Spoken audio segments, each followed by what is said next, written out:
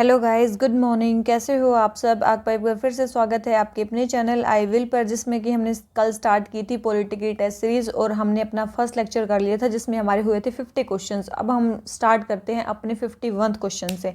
ठीक है, तो चलिए आज का लेक्चर शुरू करते हैं। अगर आपको वीडियो अच्छी लगती है तो लाइक करना, अगर कोई कमी भी आपको लगती है तो वो भी आप कमेंट बॉक्स में बता सकते हैं। ठीक है, तो चलिए शुरू करते हैं आज के फर्स्ट क्वेश्चन से। आज का फर्स्ट क्वेश्चन हमें क्या बोलता है? Consider the following statement. हमें कुछ स्टेटमेंट्स को कंसिडर करना है। सबसे पहले, an amendment of constitution can be initiated only by prior permission of president. बोल रहे हैं कि कोई भी जो अमेंडमेंट है कॉन्स्टिट्यूशन में वो केवल और केवल प्रेसिडेंट के प्रायर परमिशन से ही स्टार्ट हो सकता है। तो क्या ये स्टेटमेंट करेक्ट है? तो ये स्टेटमेंट ध्यान रखना बिल्कुल रॉन्ग है। ऐसा नहीं है कि हमेशा जब भी कोई कॉन्स्टिट्यूशनल अमेंडमेंट होगा वो प्रेसिडेंट की प्रायर परमिशन से ही होगा, ऐसा नहीं है।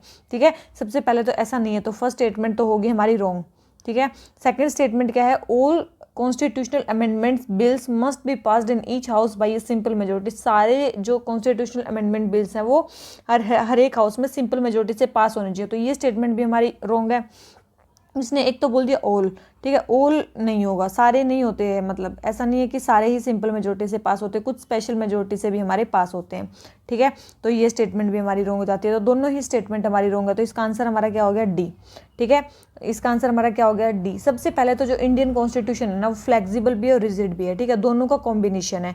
तो क्या है, समटाइम्स वो सिंपल मेजोरिटी से पास हो जाते हैं कुछ चीज़ें, और कुछ चीज़ें जो है वो हमारी स्पेशल मेजोरिटी से पास होंगी, इसलिए समटाइम्स फ्लेक्सिबल समटाइम्स रिजिड है, उसको अमेंड किया जा सकता है।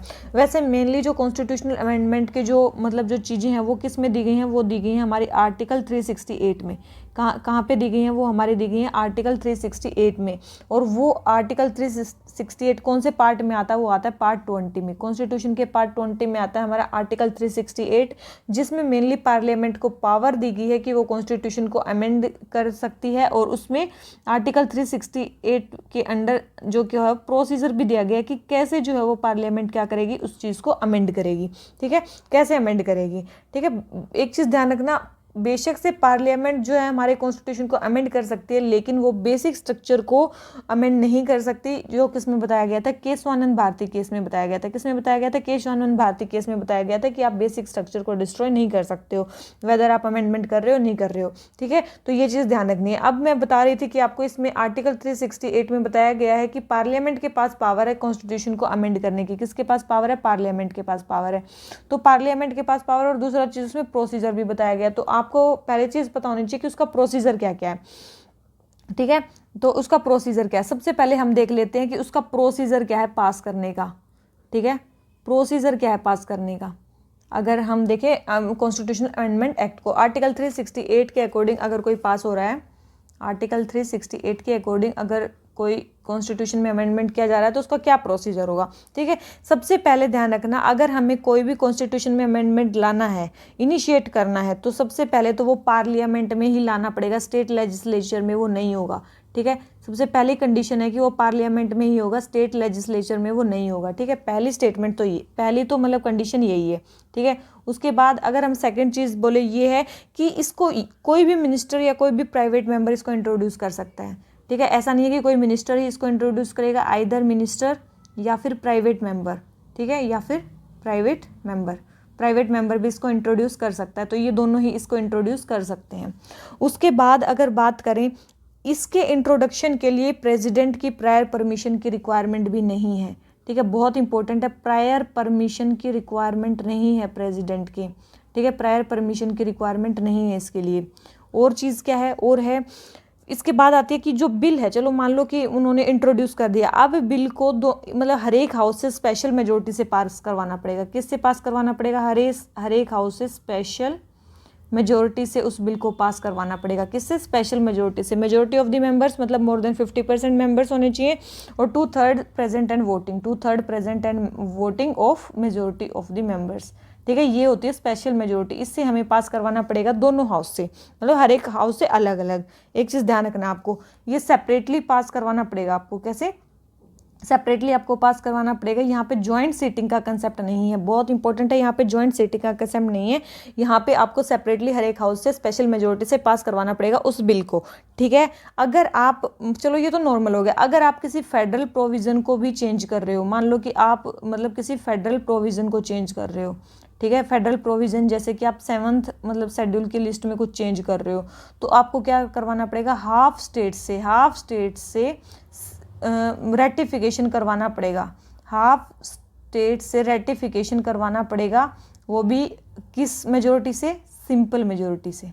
किससे, सिंपल मेजोरिटी से। बहुत इंपॉर्टेंट है, हाफ स्टेट से जो रेटिफिकेशन होगा वो किससे होगा, वो सिंपल मेजोरिटी से होगा, बहुत इंपॉर्टेंट है, ठीक है। अगर आप किसी फेडरल प्रोविजन को चेंज कर रहे हो, ये कुछ चीज़ें बहुत इंपॉर्टेंट है, ठीक है।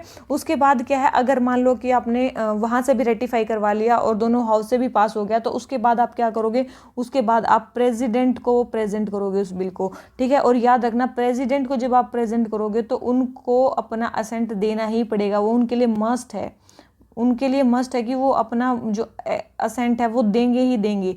वो यहाँ पे बिल को जो है विदहोल्ड भी नहीं कर सकते, अपने असेंट को विदहोल्ड भी नहीं कर सकते, और दूसरी चीज़ उस बिल को रिटर्न भी नहीं कर सकते दोबारा रिकंसिडरेशन के लिए। ध्यान रखना, वहाँ पे प्रेसिडेंट को अपना जो असेंट है वो देना ही पड़ेगा, और इसके बाद जो बिल है वो क्या बन जाएगा, एक्ट बन जाएगा, ठीक है। तो कॉन्स्टिट्यूशनल अमेंडमेंट बिल में एक्ट हो जाए, मतलब वो एक्ट बन जाएगा और कॉन्स्टिट्यूशन में अमेंडमेंट हो जाएगा, ठीक है। ध्यान रखना, तो ये है हमारा आर्टिकल 368 के अकॉर्डिंग प्रोसीजर कि हम कैसे जो है हमारे कॉन्स्टिट्यूशन को अमेंड कर सकते हैं। वैसे नॉर्मल हमारे कॉन्स्टिट्यूशन की बात करें तो इस तरीके से हमारे देखो क्या चीज़ें होगी, आर्टिकल 368 के अकॉर्डिंग, आर्टिकल 368 के अकॉर्डिंग दो तरीके से हम क्या कर सकते हैं, अमेंडमेंट कर सकते हैं कॉन्स्टिट्यूशन में। एक तो स्पेशल मेजोरिटी से, मैंने बता दिया था, अगर फेडरल प्रोविजन चेंज हो रहे हैं तो मतलब हाफ स्टेट्स, मतलब स्पेशल मेजोरिटी तो लेनी ही पड़ेगी, मतलब स्पेशल मेजोरिटी तो पार्लियामेंट की लेनी ही पड़ेगी, साथ में हाफ स्टेट्स का रेटिफिकेशन भी लेना पड़ेगा, ठीक है। अब ये दो चीजें हैं आर्टिकल 368 में। अब आप बोलोगे कि मतलब स्पेशल मेजोरिटी किस में होगी, तो याद रखना, एक है फंडामेंटल राइट्स और एक है डीपीएसपी, एक है फंडामेंटल राइट और एक है डीपीएसपी। इन दो के लिए हमें स्पेशल मेजोरिटी से पास करवाना पड़ेगा। कोई भी वो चीज़ है, अगर फंडामेंटल राइट्स में चेंज करना है तो स्पेशल मेजोरिटी से दोनों हाउस से पास होना चाहिए, डीपीएसपी में चेंज करना है तब भी ऐसे ही होगा। अब फेडरल प्रोविजंस के कौन कौन से पार्ट हैं, अब ये देखो जो फेडरल प्रोविजंस के मैं नीचे पार्ट लिख रही हूँ, ठीक है। फेडरल प्रोविजंस में जब चेंज होगा तो वो कौन कौन से बताए गए, जैसे कि सबसे पहले अगर कोई इलेक्शन है प्रेसिडेंट का, उसमें कुछ चेंज करना है, इलेक्शन ऑफ प्रेसिडेंट, या फिर उसके मैनर को चेंज करना है, ठीक है, ठीक है। दूसरी चीज़ क्या है, executive power between centre and state, between union and states के बीच में एग्जीक्यूटिव पावर। फिर legislative power between union and state, कौन सी power, legislative power between union and state. उसके बाद सुप्रीम कोर्ट और हाई कोर्ट, अगर जजेस के बारे में सुप्रीम कोर्ट या हाई कोर्ट में कुछ चेंज करना है उसके लिए भी स्टेट्स का रेटिफिकेशन नेसेसरी है।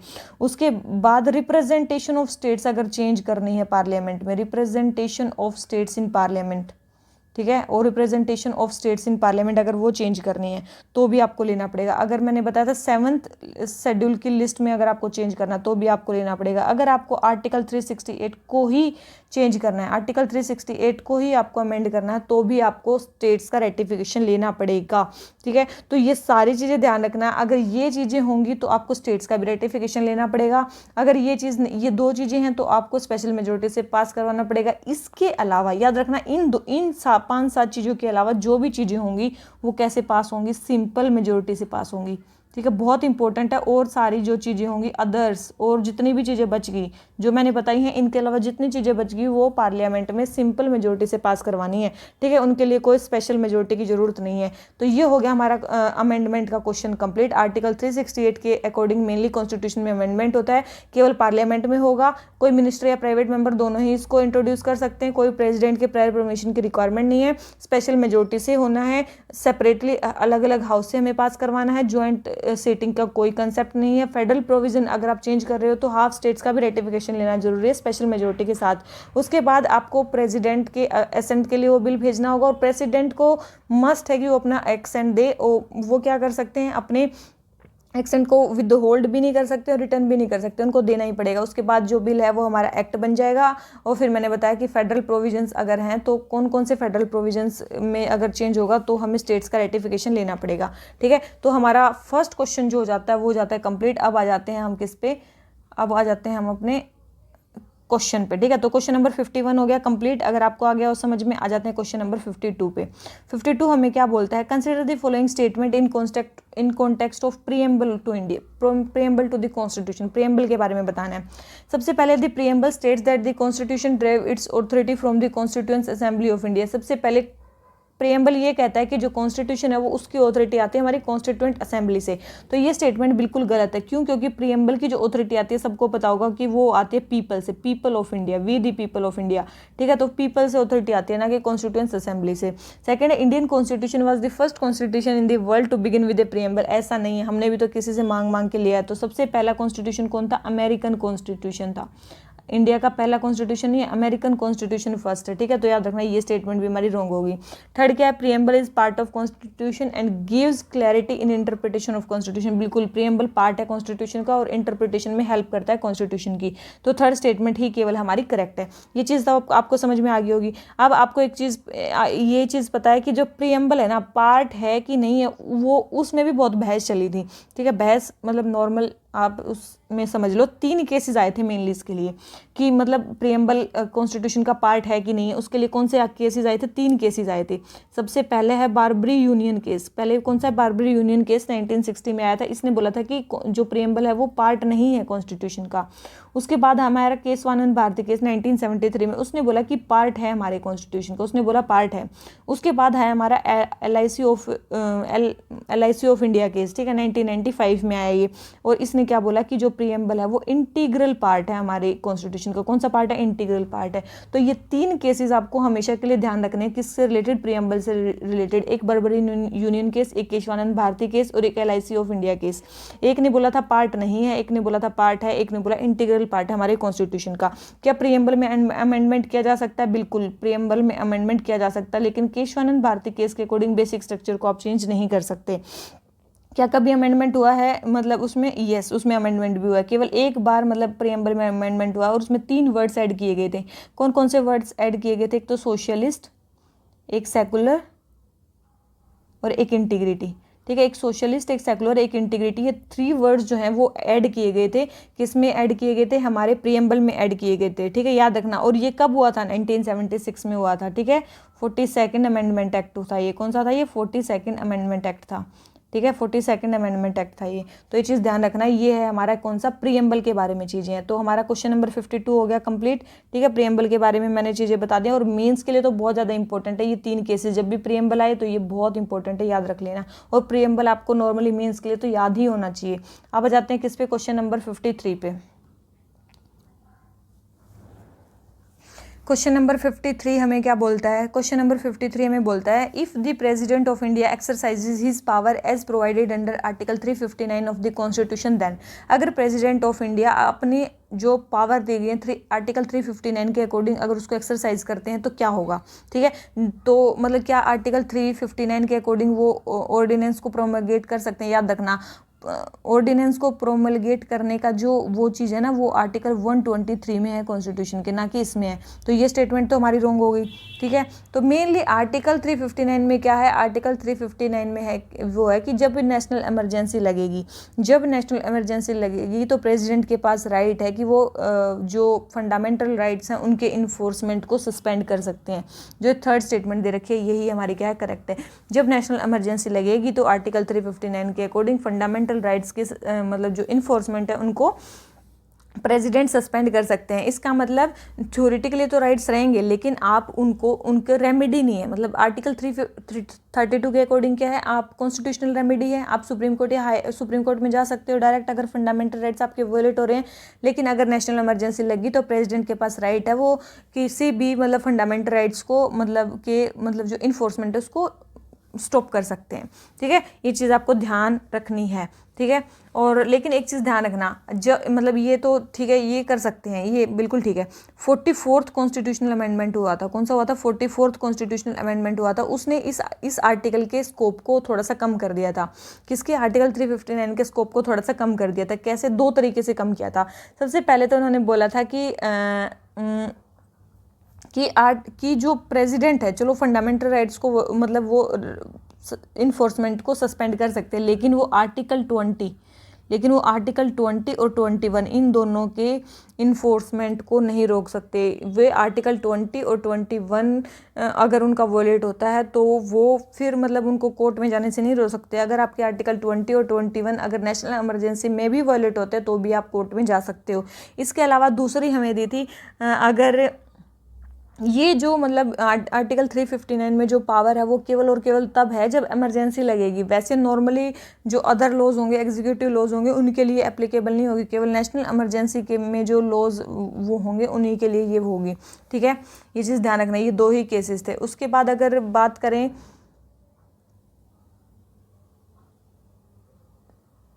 ये मतलब जो आर्टिकल 359 है इसमें फंडामेंटल राइट्स का सस्पेंशन हो जाता है और उसके बाद इसमें क्या होता है, ये पूरी कंट्री में भी अप्लाई हो सकता है। बस ये चीज़ ध्यान रखना। ठीक है, तो ये हो गया हमारा आर्टिकल 359। मेनली यही था, इसके बारे में कोई ज़्यादा चीज़ बताने की है नहीं। अब आ जाते हैं क्वेश्चन नंबर 54 में, जीनो ट्रांसप्लांटेशन। देखो अभी न्यूज़ में था क्योंकि एक पिग के हार्ट को मतलब एक पेशेंट के हार्ट में लगा दिया था ताकि उसकी लाइफ सेव की जा सकती, तो उसी को बोला था xeno transplantation, transplantation of organs among different species. जैसे पिग के हार्ट को ह्यूमन में लगा दिया तो स्पीसीज डिफरेंट है, पिग की अलग है और हमारे अलग है। ठीक है, तो यही है जीनो ट्रांसप्लांटेशन, इसी को बोलते हैं। अब जाते हैं क्वेश्चन नंबर 55 पे, मार्शल लॉ के बारे में बताना है। सबसे पहले the Indian constitution under article 34 defines martial law. देखो डिफाइन नहीं करता है, बहुत इंपॉर्टेंट है। हमारे कॉन्स्टिट्यूशन में बिल्कुल भी डिफाइन नहीं है कि मतलब मार्शल लॉ क्या होता है। सेकेंड है, both martial law and national emergency can be impose in any part of the country. ये स्टेटमेंट बिल्कुल सही है कि किसी भी पार्ट में इनको इम्पोज किया जा सकता है, मतलब दोनों को ही। ठीक है, नेशनल इमरजेंसी को भी और मतलब इसको भी, किसको, मार्शल लॉ को भी। ठीक है, याद रखना ये कहीं पे भी वो नहीं है। अब जब भी मार्शल लॉ लगता है, ठीक है, जब भी मार्शल लॉ लगता है तो आपको क्या ध्यान रखना है, यहाँ पे पार्लियामेंट इम्पावर हो जाती है। बहुत इंपॉर्टेंट है, यहाँ पे पार्लियामेंट के पास सारी पावर्स आ जाती हैं। पार्लियामेंट इम्पावर हो जाती है कि वो किसी भी गवर्नमेंट सर्वेंट को या किसी भी पर्सन को मतलब लॉ एंड ऑर्डर के लिए इंडेमनीफाई कर सकती है। ठीक है, और जो भी वो एक्ट करेगी पार्लियामेंट उस टाइम पे, वो कहीं भी किसी भी कोर्ट में चैलेंज नहीं हो सकते। किसी भी कोर्ट में वो चैलेंज नहीं हो सकते कि वो किसी फंडामेंटल राइट को वोलेट कर रहे हैं। बहुत इंपॉर्टेंट है, पार्लियामेंट के पास सुप्रीम पावर आ जाती है और कोर्ट्स में आप नहीं जा सकते कि फंडामेंटल राइट्स का आपका वोलेशन हो रखा है। ये मेनली चीज़, ये मार्शल लॉ वाली चीज़ कहाँ से ली गई है, ये ली गई है मेनली इंग्लिश कॉमन लॉ से। कहाँ से ली गई है, ये मेनली इंग्लिश कॉमन लॉ से मेनली ये चीज़ ली गई है। ठीक है, इसके अलावा इसका मेन मतलब होता है मिलिट्री रूल, मतलब जो सिविल एडमिनिस्ट्रेशन है उसको मेनली मिलिट्री अथॉरिटीज़ गवर्न करती हैं। क्या ये एक्सप्लिसिट है? नहीं, ये इम्प्लिसिटली मेंशन है कॉन्स्टिट्यूशन में। डायरेक्टली नहीं बोल रखा कि वहाँ पे मिलिट्री लॉ कैसे लगेगा, मेनली इम्प्लिसिट मेंशन है। ठीक है, और ये मेनली क्या करता है, केवल फंडामेंटल राइट्स यहाँ पे वोलेट होते हैं। यहाँ पे क्या होते हैं, केवल फंडामेंटल राइट्स वोलेट होते हैं। और जो अदर चीज़ें हैं जैसे कि जो और नेशनल इमरजेंसी में होते हैं, जैसे कि सेंट्रल स्टेट का रिलेशन चेंज हो जाता है, ठीक है, रिवेन्यू रिलेशन चेंज हो जाते हैं, टेन्योर ऑफ पार्लियामेंट चेंज हो जाता है, तो वो सारी चीज़ें इसमें नहीं है। इसमें केवल और केवल फंडामेंटल राइट्स होते हैं। सेंट्रल स्टेट के बीच में कोई रिलेशन चेंज नहीं होते हैं, जो कि मेनली नेशनल इमरजेंसी में होते हैं। ठीक है, तो ये हो गया हमारा मार्शल लॉ। ठीक है, तो ये हो गया हमारा मार्शल लॉ। तो क्वेश्चन नंबर 55 हमारा, इसका आंसर क्या हो गया, फर्स्ट स्टेटमेंट रॉन्ग है, सेकंड स्टेटमेंट करेक्ट है, और हमसे करेक्ट पूछे तो आंसर क्या आ गया हमारा बी। ठीक है, अब आ जाते हैं किस पे, क्वेश्चन नंबर 56 पे, with reference to representation of people belonging to SC ST while implementing reservation in promotion in India consider the following statement. तो आपको बताना है SC ST के रिजर्वेशन के बारे में। सबसे पहले, state is oblige to collect quantifiable data showing the inadequacy of representation of section of people in public employment. बोल रहे हैं कि स्टेट जो है वो ओब्लाइज है ताकि वो डेटा इकट्ठा करे स्टेट्स के रिप्रेजेंट, मतलब कि वो पब्लिक एम्प्लॉयमेंट में जो SC ST है उनका कितना रिप्रेजेंटेशन है उसके लिए उनको डेटा इकट्ठा करना पड़ेगा, तब उनको रिजर्वेशन देना पड़ेगा। बिल्कुल, ये स्टेट ओब्लाइज्ड है उसके लिए। सेकंड है, assessment on the inadequacy of representation of reserved category in promotional post is left to the central government. बोल रहे हैं कि प्रमोशन में अगर उनकी इनएडिक्वेसी रिप्रेजेंटेशन में, तो ये काम है देखने का मेनली सेंट्रल गवर्नमेंट का। तो ये स्टेटमेंट बिल्कुल रॉन्ग है। ये काम भी किसका है, मेनली स्टेट गवर्नमेंट का ही है। ठीक है, इसके लिए भी डेटा स्टेट गवर्नमेंट को इकट्ठा करना है, तो ये चीज़ ध्यान रखना है, ये काम भी स्टेट गवर्नमेंट का ही है। तो सेकंड स्टेटमेंट रॉन्ग हो जाती है, फर्स्ट स्टेटमेंट करेक्ट है, तो आंसर हमारा क्या हो जाता है, ए। ठीक है, और मेनली ये जो स्टेट गवर्नमेंट रिजर्वेशन से रिलेटेड और कैसे डेटा इकट्ठा करना है कैसे नहीं करना है, इसके लिए मेनली 2 केसेज आए थे। एक तो थे M नागराज केस, ठीक है, एक तो आया था M नागराज केस, ठीक है, और एक दूसरा था हमारा, एक था जरनैल सिंह केस। ठीक है, जरनैल सिंह केस, जर्नैल सिंह केस बहुत इंपॉर्टेंट है, जर्नैल सिंह केस और M Nagaraj case. M Nagaraj case तो बहुत पहले हो गया था 2006 में, और ये जर्नैल सिंह केस हमारा 2018 में हुआ है। तो ध्यान रखना ये दो चीज़ें हैं, एम नागराज केस और जर्नैल सिंह केस। ये मेंस में लिखने के आजकल जो क्वेश्चंस आ रहे हैं ना, उसमें जो पॉलिटिकल क्वेश्चन आ रहे हैं, मान लो उसमें रिजर्वेशन से रिलेटेड क्वेश्चन पूछा तो उसमें पूछेंगे इससे रिलेटेड आपको जजमेंट्स बतानी है, जुडिशियल जजमेंट्स बतानी है। तो उसके लिए मैं इसलिए बता रही हूँ आपको कि रिजर्वेशन से रिलेटेड कौन सा है। तो बहुत सारे बच्चे सोचेंगे कि फालतू में बताती रहती है, हमारे काम तो आते नहीं है, ठीक है। तो ये काम आपके मेंस में आएंगे। तो क्वेश्चन नंबर 56 हो गया कंप्लीट। आ जाते हैं किस क्वेश्चन नंबर 57 पे। Indian council act of 1861 introduced which of the following provisions for the first time. देखो 1861 में क्या चीज़ पहली बार आई थी? सबसे पहले ऑर्डिनेंस इशू करने की जो पावर है, क्या वो पहली बार आई थी? बिल्कुल वो पहली बार आई थी।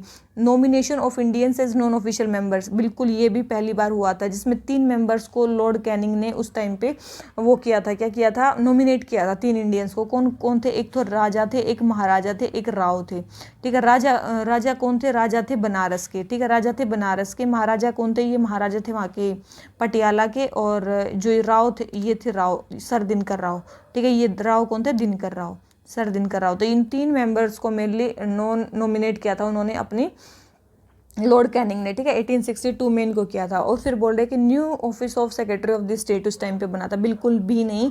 ये मेनली बना था किसके अकॉर्डिंग? 1858 के जो गुड गवर्नेंस एक्ट था उसके अकॉर्डिंग बना था ये, मतलब 1861 के अकॉर्डिंग नहीं बना था। तो थर्ड स्टेटमेंट हमारी रॉन्ग हो जाती है, first and second statement correct है। तो हमारा आंसर क्या आ जाता है? बी। इसके अलावा यहाँ पे और क्या चीज़ हुई थी? यहाँ पे याद रखना डिसेंट्रलाइजेशन यहाँ पे स्टार्ट हो गया था।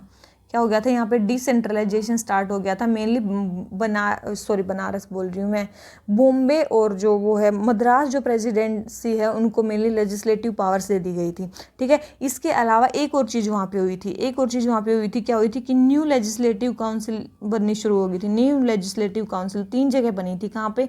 एक तो बनी थी बंगाल में, एक बनी थी नॉर्थ वेस्ट प्रोविंस में, और एक बनी थी हमारी पंजाब में।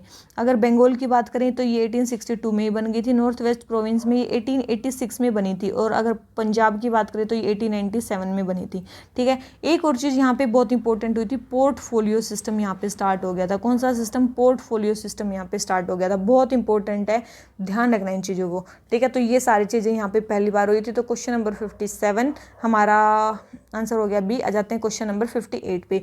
यूनियन ऑफ इंडिया के बारे में बताना है। एक चीज़ ध्यान रखना, टेरिटरी ऑफ इंडिया क्या है? ये टेरिटरी ऑफ इंडिया, और ये है यूनियन ऑफ इंडिया, ठीक है। Union of India, territory of India एक वाइडर कंसेप्ट है as compare to union of India. Union of India में ओनली स्टेट्स आती हैं। क्या आती हैं? ओनली स्टेट्स आती हैं।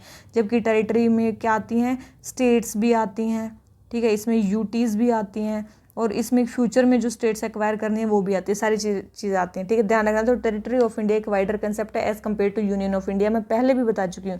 तो इसमें केवल क्या आते हैं? स्टेट्स आती है। तो आंसर हमारा क्या आ गया? ए, ठीक है। बहुत इंपॉर्टेंट है। अब ये ऐसे आपको याद रहेगा कि टेरिटरी ऑफ इंडिया ज़्यादा वाइडर कंसेप्ट है as compare to union of India, तो आपको याद रह जाएगा। आ जाते हैं क्वेश्चन नंबर 59 में। Which of the following are defining features of parliamentary form of government. Parliamentary form of government के डिफाइनिंग फीचर बताने हैं। देखो बहुत इंपॉर्टेंट क्वेश्चन है, डिफाइनिंग फीचर बताने। मैक्सिमम बच्चों का ये गलत होएगा, ठीक है।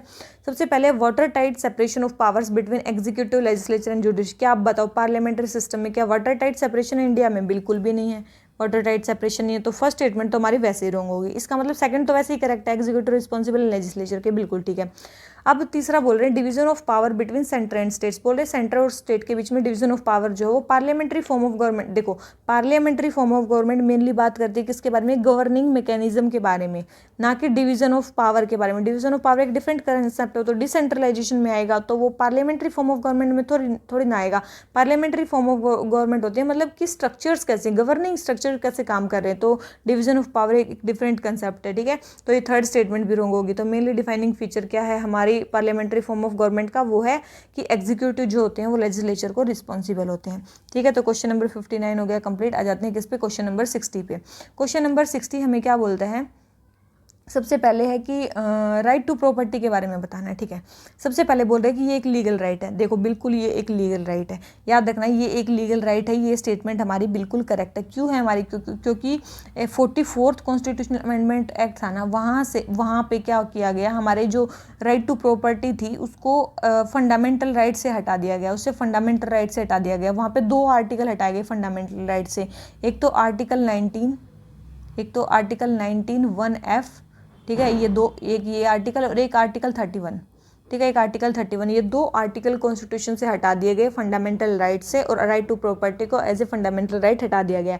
इसकी जगह इसको लीगल राइट बना दिया गया। लीगल राइट मतलब कॉन्स्टिट्यूशन में इसको मेंशन किया गया, कहाँ पे, आर्टिकल 300 में, कहाँ पे, आर्टिकल 300A में इसको इंट्रोड्यूस किया गया। बहुत इंपॉर्टेंट है, ठीक है। और अब इसमें क्या है कि मतलब मेनली आप क्या है, कोई भी पर्सन जो है अगर उनकी प्रॉपर्टी छीनती है तो वो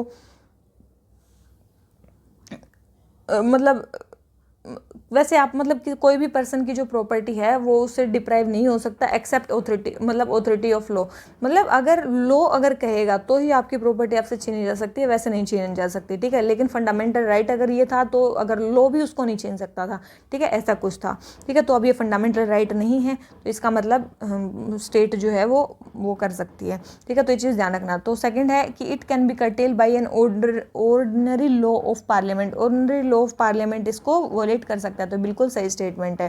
थर्ड है in case of violation the aggrieved person can directly move the supreme court. अब नहीं जा सकता ना, पहले फंडामेंटल राइट से तब जा सकता था, अब नहीं जा सकता। तो थर्ड स्टेटमेंट हमारी होगी रॉन्ग और फर्स्ट एंड सेकंड स्टेटमेंट हमारी करेक्ट है। तो आंसर हमारा क्या आ गया, ए, ठीक है। बहुत इंपॉर्टेंट क्वेश्चन है कि राइट टू प्रॉपर्टी के बारे में कौन से आर्टिकल से हटाया गया, कौन से आर्टिकल में उसको डाला गया और अब क्या स्टेटस है उसका। आ जाते हैं क्वेश्चन नंबर 61 में। ऑब्जेक्टिव रिजोल्यूशन के बारे में हमें बताना है, किसके बारे में, ऑब्जेक्टिव रिजोल्यूशन के बारे में। अब देखो ऑब्जेक्टिव रिजोल्यूशन, सबसे पहले power and authority of the independent India and its constitution shall flow from people of India. Objective resolution क्या बोल रहा था कि मतलब मेनली जो पावर और ऑथोरिटी है इंडिपेंडेंट इंडिया की, मेनली वो लोगों से आनी चाहिए, बिल्कुल ठीक है।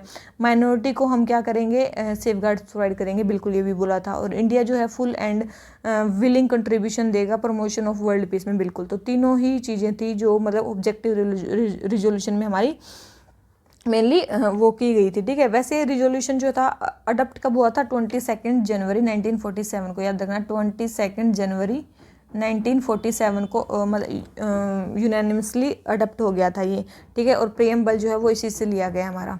अब आ जाते हैं क्वेश्चन नंबर 62 पे। भूंगलोटी क्या है, याद रखना, ये भूंगलोटी याद रखना एक स्पीसीज है प्लांट की जो मेनली डाई बनाने के काम आती है, बहुत याद रखना, ठीक है। कि एक टाइप का क्रीपर प्लांट है जो यहाँ पे मतलब असम में ये मिला है और मेनली डाई बनाने के काम आता है, बहुत इंपॉर्टेंट है, एक बार इसका देख लेना पिक्चर। तो क्वेश्चन नंबर 62 आंसर हो गया सी। आ जाते हैं क्वेश्चन नंबर 63 पे। 63 हमें क्या बोलता है कि members of constituent assembly of India were. देखो कॉन्स्टिट्यूएंट असेंबली जब बनी तो उसके मेंबर्स जो थे वो कैसे थे, डायरेक्टली इलेक्टेड थे, इनडायरेक्टली इलेक्टेड थे, नॉमिनेटेड थे। याद रखना उस टाइम पे डायरेक्ट इलेक्शन नहीं हुए थे, तो इनडायरेक्टली इलेक्टेड थे और नॉमिनेटेड थे, वो डायरेक्टली इलेक्टेड नहीं थे। अगर आपको इतना भी पता है तो डायरेक्ट आपका आंसर आ जाएगा सी, ठीक है। बहुत इंपॉर्टेंट है, इसमें कोई मंत्र आपको नहीं पढ़ने हैं। इसके बाद क्या है कि ये मतलब बनी कब थी कॉन्स्टिट्यूएंट असेंबली, ये बनी थी नवंबर 1946 में। कब बनी थी, नवंबर 1946 में ये असेंबली बनी थी और कैबिनेट मिशन प्लान के अकॉर्डिंग बनी थी। किसके, कैबिनेट मिशन प्लान के अकॉर्डिंग ये बनी थी। उसके अलावा ये इसका आइडिया किसने दिया था, एम.एन. रॉय ने। किसने दिया था इसका आइडिया, एम.एन. रॉय ने दिया था 1934 में। उसके बाद ये कांग्रेस का भी एजेंडा बन गया था 1935 में कि हमें कॉन्स्टिट्यूएंट असेंबली चाहिए। कब बना था, 1935 में। तो क्वेश्चन नंबर 63 हो गया कंप्लीट। आ जाते हैं क्वेश्चन नंबर 64 पे। लिविंग डॉक्यूमेंट इंडियन कॉन्स्टिट्यूशन को कहा जाता है, क्यों कहा जाता है। सबसे पहले ये चेंज होता रहता है, नीड के हिसाब से बिल्कुल होता रहता है। Second, the constitution provide enough flexibility of interpretation for both the political class and judiciary. ये पॉलिटिकल क्लास और जुडिशरी दोनों के लिए इंटरप्रिटेशन के लिए इनफ फ्लेक्सिबिलिटी प्रोवाइड करता है, बिल्कुल, तभी तो इसको लिविंग डॉक्यूमेंट बोलते हैं। तो दोनों ही स्टेटमेंट हमारी करेक्ट है, तो हमारा आंसर क्या आ गया, सी, ठीक है। हमारा आंसर क्या आ गया, सी। अब आ जाते हैं किस पे, क्वेश्चन नंबर 65 पे। यूपीएससी के बारे में बताना है, ठीक है। अगर आपने अब तक यूपीएससी के बारे में नहीं पढ़ा है तो बहुत बड़ी आपने गलती की है। तो हम देख लेते हैं सबसे पहले यूपीएससी के बारे में, ठीक है। कुछ चीज़ें यूपीएससी के बारे में देख लेते हैं ताकि आपके जो क्वेश्चन हैं आपका देखते ही कंप्लीट हो जाए, ठीक है। सबसे पहले यूपीएससी, ठीक है। यूपीएससी आपको पता ही होनी चाहिए, ठीक है। प्रिपरेशन स्टार्ट करने से पहले सबसे पहले अगर आपको चाहिए था तो यूपीएससी का आर्टिकल पढ़ना चाहिए था, ठीक है। कहाँ से कहाँ तक है, कैसे है यूपीएससी, कैसे क्या करती है।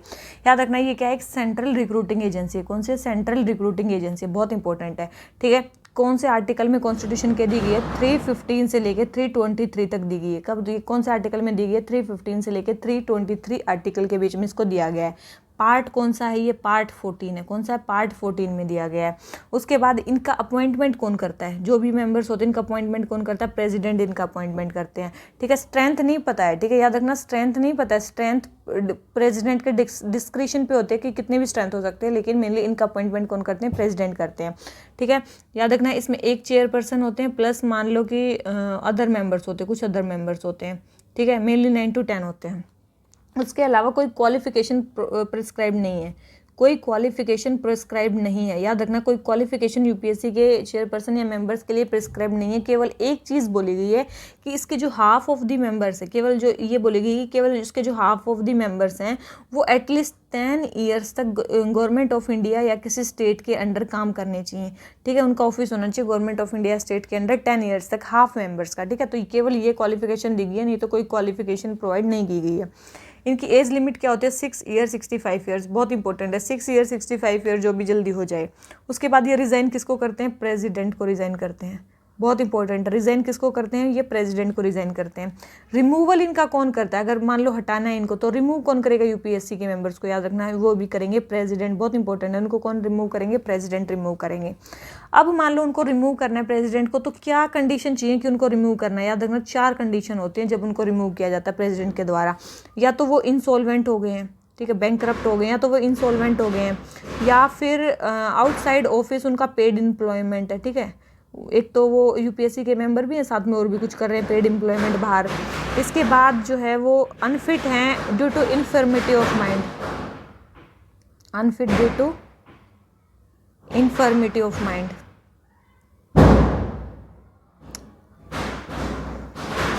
One second please. या फिर क्या है, या फिर वो मिसबिहेवियर के बेस पे भी उनको हटाया जा सकता है। किसके बेस पे, सॉरी, मिसबिहेवियर के बेस पे भी उनको हटाया जा सकता है। देखो अगर उनको मिसबिहेवियर के बेस पे हटाया जाएगा ना, अगर उनको मिसबिहेवियर के बेस पे हटाया जाए, प्रेसिडेंट हटाएंगे, तो याद रखना वो केस जो है सुप्रीम कोर्ट को उनको रेफर करना ही पड़ेगा। ठीक है, अगर मान लो सुप्रीम कोर्ट ने उनको बोल दिया येस कि उनको हटाना है, या फिर बोल दिया नो उनको नहीं हटाना, जो भी उनका डिसीजन होगा सुप्रीम कोर्ट का वो बाइंडिंग होगा प्रेसिडेंट पे। वो क्या होगा, बाइंडिंग होगा प्रेसिडेंट पे। याद रखना ये चीज़ कि जब भी मिसबिहेवियर के बेस पे मतलब अगर प्रेसिडेंट हटाएंगे यूपीएससी के मेंबर्स या चेयरपर्सन को, तो उनको ये केस रेफर करना पड़ेगा सुप्रीम कोर्ट को। सुप्रीम कोर्ट डिसाइड करेगा कि वेदर वो मिसबिहेवियर था कि नहीं था। अगर उन्होंने बोल दिया था तो उनको हटाना है, तो ये डिसीजन क्या होगा, बाइंडिंग होगा प्रेसिडेंट पे, उनको मानना ही पड़ेगा ये चीज़। ठीक है, ये एडवाइस जो है ये बाइंडिंग होती है प्रेसिडेंट पे। इसके अलावा क्या ये फर्दर एम्प्लॉयमेंट कर सकते हैं, नो, ये फर्दर एम्प्लॉयमेंट नहीं कर सकते किसी स्टेट या उसके अंडर, बहुत इंपॉर्टेंट है। ठीक है, और अगर बात करें किसी, मतलब याद रखना जो मेंबर्स हैं वो चेयरपर्सन बन सकते हैं। ठीक है, या फिर जैसे कि मतलब चेयरपर्सन है वो चेयरपर्सन नहीं बन सकते। चेयरपर्सन जो है वो सेकंड बार भी चेयरपर्सन नहीं बन सकते और वो कहीं और भी एम्प्लॉयमेंट नहीं कर सकते। ठीक है, लेकिन जो मेंबर्स हैं वो चेयरपर्सन बन सकते हैं, साथ में किसी अदर एसपी मतलब स्टेट पीएससी में कोई भी मेंबर बन सकते हैं, लेकिन वो किसी अदर ऑफिस में काम नहीं कर सकते, जैसे कि गवर्नमेंट ऑफ इंडिया स्टेट के अंडर वो काम नहीं कर सकते। ठीक है, रिपोर्ट ये किसको भेजेंगे, ये अपनी रिपोर्ट किसको भेजेंगे, एनुअली प्रेसिडेंट को ये अपनी रिपोर्ट भेजेंगे, बहुत इंपॉर्टेंट है। और प्रेसिडेंट किसके सामने रखेंगे उस रिपोर्ट को, पार्लियामेंट के सामने। ये चीज़ समझ में आ गई, बहुत बहुत बहुत ज़्यादा इंपॉर्टेंट है, केवल यही याद कर लो, यूपीएससी के सारे क्वेश्चन आपके कंप्लीट हो जाएंगे। कौन से आर्टिकल में है, प्रेसिडेंट इनको अपॉइंट करते हैं, मेंबर्स प्रेसिडेंट के ऊपर है। ठीक है, कि जितने मेंबर को भी वो करे। उसके बाद क्वालिफिकेशन कोई डिफाइन नहीं है, 6 to 65 ईयर्स इनका टाइम पीरियड है। प्रेसिडेंट को रिजाइन करते हैं, रिमूव भी इनको प्रेसिडेंट ही करते हैं। 4 कंडीशन है इनको हटाने की। ठीक है, कोई फर्दर ये एम्प्लॉयमेंट नहीं कर सकते हैं। ठीक है, चेयरपर्सन क्या बन सकते हैं, ये क्या बन सकते हैं, और रिपोर्ट किसको देते हैं, प्रेसिडेंट को। अब देखो ये यूपीएससी हो गया। अगर मान लो आपको स्टेट पीएससी पूछा जाए, ठीक है, आपसे स्टेट पीएससी पूछा जाए, देखो याद रखना यही आर्टिकल है। ठीक है, बहुत इंपॉर्टेंट है, केवल ये 315 से लेकर 323 ही आर्टिकल हैं जिसमें स्टेट पीएससी को भी अपॉइंट किया जाता है। उनको अपॉइंट कौन करता है, मेन चीज़ उनको अपॉइंट कौन करता है, बहुत इंपॉर्टेंट है। उनको उनका अपॉइंटमेंट प्रेसिडेंट नहीं, उनका अपॉइंटमेंट करते हैं गवर्नर। ठीक है, उनका अपॉइंटमेंट करते हैं गवर्नर, और गवर्नर के ऊपर है कि वो उनकी स्ट्रेंथ कितनी रखते हैं। इनकी भी स्ट्रेंथ जो है वो नहीं है। क्वालिफिकेशन इनकी भी सेम ही है, ये इनकी भी क्वालिफिकेशन कोई डिफाइन नहीं है, half the members government of India के अंदर 10 साल तक काम करने चाहिए। तो ये इनकी एज लिमिट कितनी है, 6 to 62 ईयर्स, याद रखना ये 3 साल थोड़ी सी कम है, बस ये चीज़ ध्यान रख लेना। उसके बाद रिज़ाइन किसको करते हैं, ये प्रेसिडेंट को करते हैं रिज़ाइन, याद रखना ये किसको रिज़ाइन करेंगे, गवर्नर को रिज़ाइन करेंगे। इनका रिमूवल कौन करेगा, ये चीज़ सबसे इंपॉर्टेंट है। यूपीएससी के मेंबर्स का भी रिमूवल प्रेसिडेंट करते हैं और स्टेट पीएससी के मेंबर्स का भी जो रिमूवल है वो प्रेसिडेंट ही करेंगे, ठीक है, यहाँ पे गवर्नर नहीं करेंगे, बहुत इंपॉर्टेंट है, ठीक है। यही कंडीशन है सारी की सारी, यही कंडीशन है जिनके बेस पे वो उनको हटाएंगे, ठीक है, यही सेम सारी कंडीशन है। बस ये मतलब ये अपनी रिपोर्ट प्रेसिडेंट को देते हैं, ये अपनी रिपोर्ट किसको देंगे, गवर्नर को देंगे। बहुत इंपॉर्टेंट है, देखो कितना आसान है। अगर आपने यूपीएससी कर लिया ना, स्टेट पीएससी में बस एक चीज़ है कि इनका भी रिमूवल वही करते हैं और सारी चीज़ें वो गवर्नर को करेंगे। एक और चीज़ अब रह गई, एक हो गया ज्वाइंट पब्लिक सर्विस कमीशन, ठीक है, बहुत इंपॉर्टेंट। एक रह गया ज्वाइंट पब्लिक सर्विस कमीशन, ये कैसे बनता है, ये कॉन्स्टिट्यूशन में नहीं है, याद रखना ये कॉन्स्टिट्यूशन में नहीं है, ये बाई एक्ट ऑफ पार्लियामेंट बनाया जाएगा, ठीक है। जब भी इसको सेटअप किया जाएगा बाई एक्ट ऑफ पार्लियामेंट से किया जाएगा, स्टैट्यूटरी होंगी ये, ठीक है, स्टैट्यूटरी होगा, कॉन्स्टिट्यूशनल ये नहीं होगा, ठीक है। और मेनली अपॉइंट इनको कौन करेंगे, याद रखना इनको अपॉइंट करेंगे प्रेसिडेंट, यूपीएससी के मेंबर्स की तरह होगा इनका सारा। ज्वाइंट पब्लिक सर्विस कमीशन की जो भी चीज़ें होंगी और यूपीएससी के मेंबर्स की तरह होंगी, उनका अपॉइंटमेंट प्रेसिडेंट करेंगे, बस उनकी एज लिमिट होगी स्टेट पीएससी की तरह 6 to 62 ईयर्स, ठीक है। सस्पेंशन रिमूवल कौन करेंगे, प्रेसिडेंट करेंगे। ये रिजाइन किसको करेंगे, प्रेसिडेंट को करेंगे। रिपोर्ट किसको देंगे, याद रखना रिपोर्ट देंगे स्टेट गवर्नमेंट को। दो चीज़ें इसमें इंपॉर्टेंट है, स्टेट गवर्नमेंट को, ये एक तो रिपोर्ट स्टेट गवर्नमेंट को देंगे और दूसरी चीज़ इनकी एज लिमिट इन जैसी है, ठीक है, और सारी चीज़ें यूपीएससी जैसी हैं। तो ये हो गया हमारा ज्वाइंट पब्लिक सर्विस कमीशन, बहुत इंपॉर्टेंट है।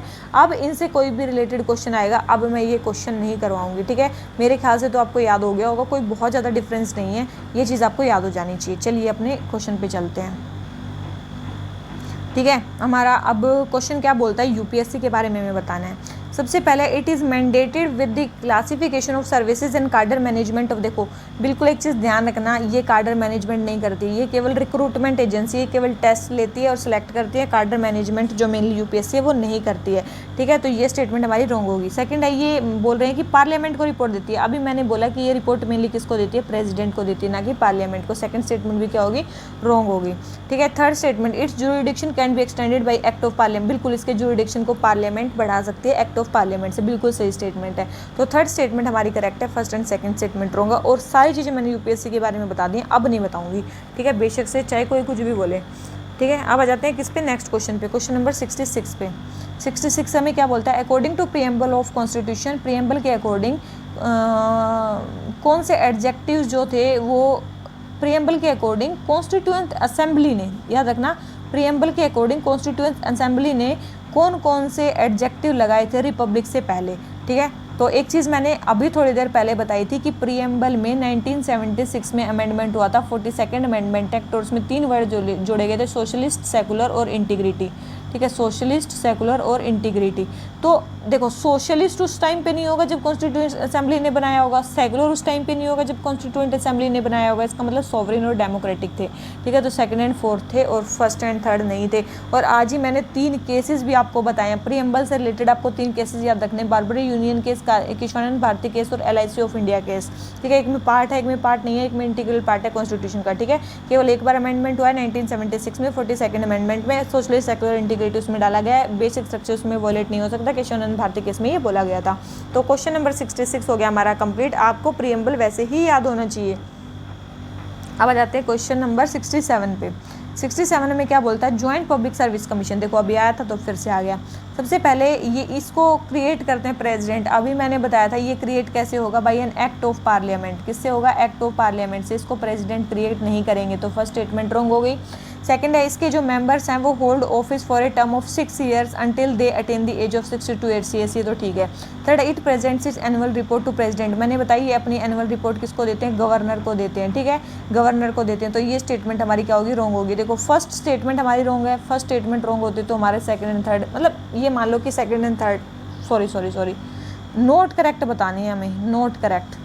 तो फर्स्ट तो हमारी नोट करेक्ट है ही, ठीक है, सॉरी देखो फर्स्ट तो हमारी नोट करेक्ट है ही और थर्ड भी हमारी नोट करेक्ट है, तो आंसर आ गया सी, ठीक है, आ गया 67 का आंसर सी। अब आ जाते हैं किस पे, क्वेश्चन नंबर 6। देखो ये होते सिली मिस्टेक, अभी मैंने देखते मैंने सिली मिस्टेक कर दी थी, क्या मैंने सिली मिस्टेक कर दी थी ना, तो यही होती है करेक्ट और नॉन करेक्ट देखना। अब आ जाते हैं 68 पे, सॉलिसिटर जनरल के बारे में हमें बताना है। किसके बारे में? Solicitor general. सबसे पहले the office of solicitor general of India is mentioned in the constitution, बिल्कुल भी मेंशन नहीं है। अटॉर्नी जनरल और एडवोकेट जनरल इन दो के ऑफिस मेंशन है, ये आर्टिकल 76 के अकॉर्डिंग, और ये शायद 170 कुछ के अकॉर्डिंग है, ठीक है, मेरे को ध्यान नहीं है अभी। तो सॉलिसिटर जनरल का ऑफिस लेकिन मेंशन नहीं है, ये चीज़ ध्यान रखना। सॉलिसिटर जनरल का जो ऑफिस है वो मेंशन नहीं है कॉन्स्टिट्यूशन में, बहुत इंपॉर्टेंट है, ठीक है। सॉरी, ये 165 के अकॉर्डिंग है, ठीक है, ये 76 है और ये 165 है, जितना मेरे को याद आ रहा है। सेकेंड है the role of solicitor general is to assist the attorney general in the fulfilment of his official responsibility, बिल्कुल सॉलिसिटर जनरल का जो रोल होता है वो अटॉर्नी जनरल को हेल्प करना होता है, बिल्कुल। तो फर्स्ट स्टेटमेंट होगा, सेकंड स्टेटमेंट करेक्ट है, तो हमारा आंसर क्या आ गया? बी, ठीक है। बिल्कुल सॉलिसिटर जनरल का कोई काम नहीं है, केवल अटॉर्नी जनरल को असिस्ट करना है। इसका मतलब क्या करते हैं हम? अटॉर्नी जनरल को ही पढ़ लेते हैं। देखो, अटॉर्नी जनरल मैंने बता दिया आर्टिकल 76 में हाईएस्ट लॉ ऑफिसर होते हैं हमारी कंट्री के। इनको अपॉइंटमेंट कौन करेंगे? प्रेसिडेंट इनकी अपॉइंटमेंट करेंगे। मतलब इनकी क्वालिफिकेशन क्या होनी चाहिए? सुप्रीम कोर्ट जज बनने के लायक होने चाहिए, मतलब सिटीजन ऑफ इंडिया होने चाहिए। सबसे पहले सिटीजन ऑफ इंडिया होने चाहिए। दूसरी चीज़ क्या होनी चाहिए?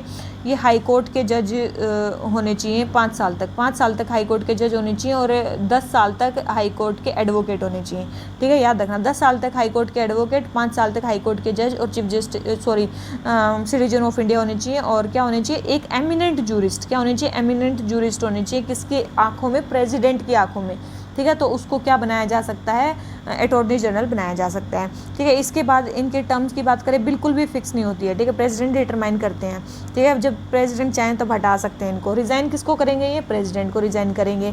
रिम्यूनरेशन इनका फिक्स नहीं होता, प्रेसिडेंट डिटरमाइन करते हैं, बहुत इंपॉर्टेंट है। ये हो गया हमारा अटॉर्नी जनरल। अब आगे हमारे एक एडवोकेट जनरल होते हैं, वो स्टेट के हाईएस्ट ऑफिसर होते हैं, तो उनको अपॉइंटमेंट कौन करेगा? उनका अपॉइंटमेंट गवर्नर करेंगे। देखो, अब आगे हमारे कौन से एडवोकेट जनरल, ठीक है, तो उनका अपॉइंटमेंट कौन करेंगे? हमारे गवर्नर करेंगे। ये हाईएस्ट लॉ ऑफिसर होते हैं स्टेट के, अपॉइंटमेंट गवर्नर करेंगे। क्वालिफाइड कैसे होने चाहिए? कि हाई कोर्ट के जज होने चाहिए, मतलब हाई कोर्ट के जज बनने के क्वालिफिकेशन होनी चाहिए उनकी, मतलब सिटीजन ऑफ इंडिया होने चाहिए। जुडिशियल ऑफिस होना चाहिए, लेकिन वो 10 साल का जुडिशियल ऑफिस होना चाहिए उनका, ये डिफरेंस है। 10 साल का जुडिशियल ऑफिस होना चाहिए और जज होने चाहिए किसी भी कोर्ट में 10 साल तक ही, ठीक है। हाई कोर्ट में एडवोकेट होने चाहिए 10 साल तक, ठीक है। तो ये 3 ही क्वालिफिकेशन है। यहाँ पे एमिनेंट जूरिस्ट का कंसेप्ट नहीं है, यहाँ पे थोड़ा डिफरेंस है, ठीक है, ध्यान रखना।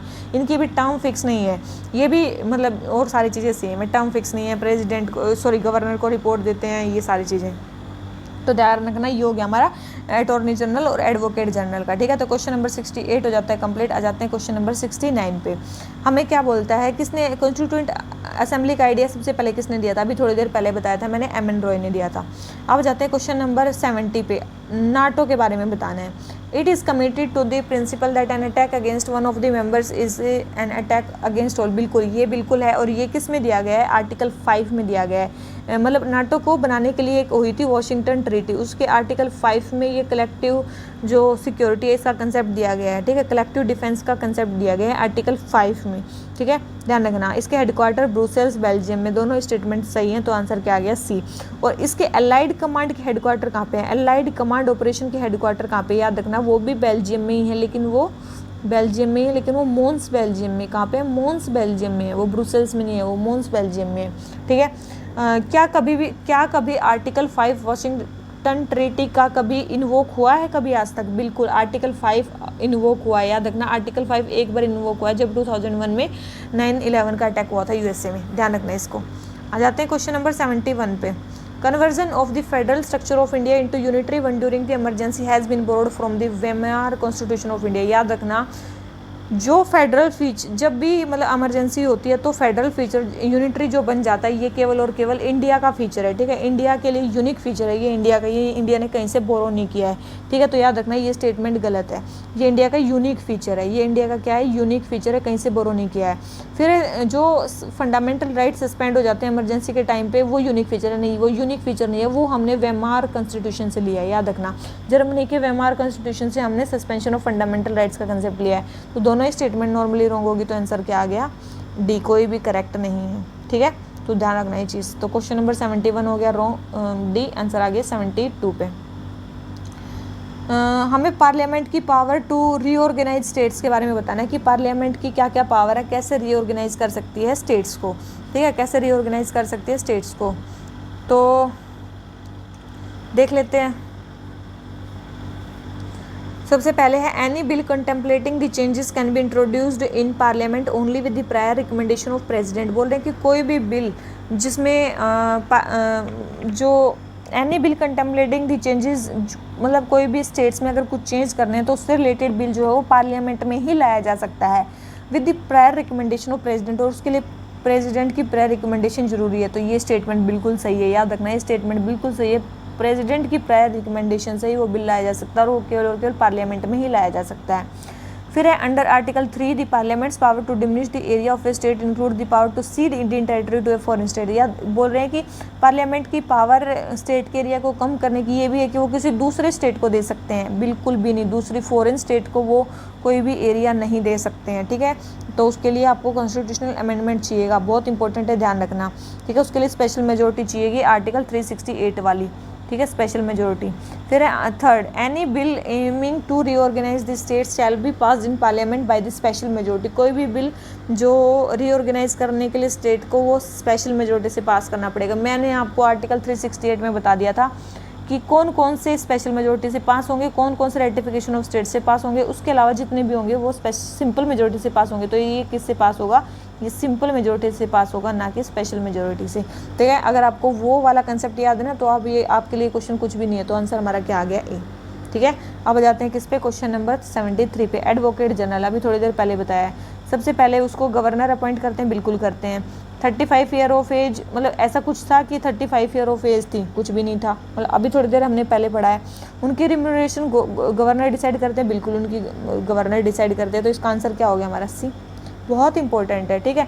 मेनली इनके लिए 3 कंडीशन चाहिए थी, मैंने बताया था, ये हाई कोर्ट जज बनने के लायक होने चाहिए, सिटीजन ऑफ इंडिया होने चाहिए, उसके बाद 10 साल का जुडिशियल ऑफिस होना चाहिए और 10 साल में हाई कोर्ट के वो एडवोकेट होने चाहिए। ये 3 ही कंडीशन थी जिसके कारण ये बन सकते थे। और आर्टिकल कौन सा था यहाँ पे, 165 आर्टिकल था, ठीक है। अब जाते हैं क्वेश्चन नंबर 74 पे, रिट्स के बारे में बताना है। ओ भाई साहब, रिट्स, सबसे पहले which of the following writs can be issued against private individual as well as public authority. कौन सी जो है वो प्राइवेट के अगेंस्ट भी इशू की जा सकती है और पब्लिक के अगेंस्ट भी इशू की जा सकती हैं, ठीक है। तो एक चीज़ ध्यान रखना आप, केवल 5 रिट्स में से केवल एक ही रिट है जो प्राइवेट के अगेंस्ट आप यूज़ कर सकते हो, और वो है हिबस कॉर्पस। देखो, हिबस कॉर्पस के अलावा कोई भी रिट ऐसी नहीं है जो प्राइवेट पे लगती हो, प्राइवेट सिटीजन पे लगती हो। वो केवल या तो गवर्नमेंट ऑथोरिटीज़ पे लगेंगी या फिर जुडिशियल ऑफिसेज पे लगेंगी, बहुत इंपॉर्टेंट है, ध्यान रखना, ठीक है। तो केवल और केवल हिबस कॉर्पस है जो पब्लिक पे भी लगेगी और प्राइवेट पे भी लगेगी, तो ये चीज़ ध्यान रखना। और कोई भी रिट नहीं है, ठीक है। हिबस कॉर्पस का मतलब क्या होता है, to have the body of, मतलब ये कोर्ट इशू करते हैं कि कोई भी पर्सन जो डिटेन कर रखा हो, अगर वो अनलॉफुल है तो उसको छोड़ देंगे, अगर मतलब अगर लॉफुल है तो फिर उसको रहने देंगे, ठीक है। तो चीज़ ध्यान रखना, तो ये चीज़ ध्यान रखनी है। और ये प्राइवेट और जो पब्लिक अथॉरिटी है दोनों के अगेंस्ट हो सकती है। फिर आती है हमारी मैंडेमस। देखो, मैंडेमस हमारी क्या होती है, मैंडेमस का मतलब होता है कि कमांड देना, वी कमांड, ठीक है। मैंडेमस का मतलब होता है वी कमांड, और ये मेनली किसको दी जाती है, मेनली पब्लिक ऑफिशियल्स को दी जाती है कि हम आपको कमांड करते हैं कि अपना आप काम कीजिए, ठीक है। किसके अगेंस्ट ये की जाती है, मेनली पब्लिक बॉडी, कॉरपोरेशन या फिर जो इन्फीरियर कोर्ट या फिर ट्रिब्यूनल्स होते हैं उनके अगेंस्ट मैंडेमस इशू की जाती है। प्राइवेट इंडिविजुअल के अगेंस्ट ये नहीं की जाती, ठीक है, बहुत इंपॉर्टेंट है। प्राइवेट इंडिविजुअल के अगेंस्ट या फिर प्रेसिडेंट या गवर्नर को नहीं कर सकते, अगर बेशक पब्लिक ऑफिस में भी है वो प्रेसिडेंट या गवर्नर को भी आप ये इशू नहीं कर सकते, कौन सी मैंडेमस की, आप अपना काम करो, ठीक है। या फिर कोई कॉन्ट्रैक्चुअल ऑब्लिगेशन है उसके अंदर भी नहीं कर सकते, या फिर कोई स्टैट्यूटरी पावर के अंदर कोई ऑफिस काम कर रहा है उसके अंदर भी नहीं कर सकते। ये चीज़ ध्यान रखना, मैंडेमस जो है केवल और केवल पब्लिक ऑफिशियल्स के लिए ही की जा सकती है, ठीक है। इन्फीरियर कोर्ट हो गया, ट्रिब्यूनल हो गया, पब्लिक बॉडी हो गई कोई, उनके अगेंस्ट आप इशू कर सकते हो। उसके बाद आगे हमारी कौन सी, प्रोहिबिशन। प्रोहिबिशन का मतलब होता है मना करना, ठीक है। लोअर कोर्ट या ट्रिब्यूनल, ये मेनली होती है लोअर कोर्ट या ट्रिब्यूनल के लिए, ठीक है। लोअर कोर्ट या ट्रिब्यूनल के लिए मेनली होती है कि आप जो भी मतलब जो भी जजमेंट दे रहे हो आपके जुरिडिक्शन से बाहर है, ठीक है, तो उसको स्टॉप कर दो। ये मेनली स्टॉप करने के लिए होती है, मेनली जुडिशियल या फिर क्वासी जुडिशियल अथॉरिटी के अगेंस्ट होती है और किसी के अगेंस्ट ये नहीं होती है। उसके बाद हमारी 2 रहती है, एक होती है सर्टियोररी देखो सर्टियोररी का मतलब होता है टू बी सर्टिफाइड, मतलब हायर कोर्ट लोअर कोर्ट को बोलता है कि एक काम करो, जो भी आपके सामने केस है इसको हमें ट्रांसफ़र कर दो। सबसे पहले तो उस अपने जो आपने डिसीजन दिया वो स्क्वैश हो जाएगा, उसके बाद जो भी केस है वो हमारे पास आ जाएगा, ठीक है। या तो आपने क्या है उसमें आप या तो वो आपकी जुरिडिक्शन में है ही नहीं, या फिर आपने अपने जुरिडिक्शन में काम नहीं किया, या फिर आपने लोग को गलत से अंडरस्टैंड किया, उसके बेस पे सर्टियोररी मतलब लगाया जाता है। और ये मतलब मेनली किसके लिए नहीं होता, प्राइवेट और लीगल मतलब लेजिस्लेटिव बॉडीज़ के लिए नहीं होता है, ठीक है। प्राइवेट या फिर लेजिस्लेटिव बॉडीज़ के लिए नहीं होता है, याद रखना, ठीक है। एडमिनिस्ट्रेटिव ऑथोरिटीज़ के अगेंस्ट ये हो सकता है, ये बहुत इंपॉर्टेंट है। एडमिनिस्ट्रेटिव ऑथोरिटी के अगेंस्ट इसको इशू किया जा सकता है। 1991 में ये चेंज किया गया था, पता नहीं 1991 या 1971 में इसको कुछ चेंज किया गया था, ठीक है। मेनली जुडिशियल और क्वासी जुडिशियल बॉडीज़ के लिए तो होता ही है। उसके बाद हमारा एक और रह गया क्यो वारंट, ये भी बहुत इंपॉर्टेंट है। क्यो वारंट का मतलब होता है बाय व्हाट ऑथोरिटी, आपने किस हक से ये काम किया, ठीक है। आपने किस पब्लिक ऑफिस को मेनली ये इशू किया जाता है, ठीक है। प्राइवेट को ये नहीं किया जाता, बहुत इंपॉर्टेंट है, पब्लिक ऑफिस को मेनली ये किया जाता है। और एक और चीज़ है क्यो वारंट मतलब बाय व्हाट ऑथोरिटी, ऐसा नहीं है कि केवल एग्रीड सिटीजन इसको मतलब अवेल कर सकता, कोई भी इंटरेस्टेड सिटीजन जो पब्लिक वेलफेयर में इंटरेस्टेड है वो इसको इशू करवा सकता है, बहुत इंपॉर्टेंट है। केवल एक ही रिट है जो कोई भी इशू करवा सकता है, वो है क्यो वारंटो, ठीक है। हिबस कॉर्पस ऐसे रिट है जो प्राइवेट के अगेंस्ट भी और पब्लिक के अगेंस्ट भी है, और सारी तो नॉर्मली है। तो क्वेश्चन नंबर 74 आंसर क्या हो गया हमारा ए, ठीक है। बहुत इंपॉर्टेंट है ये रेट्स, और मैंने बहुत ही वैसे में बता दिया आपको।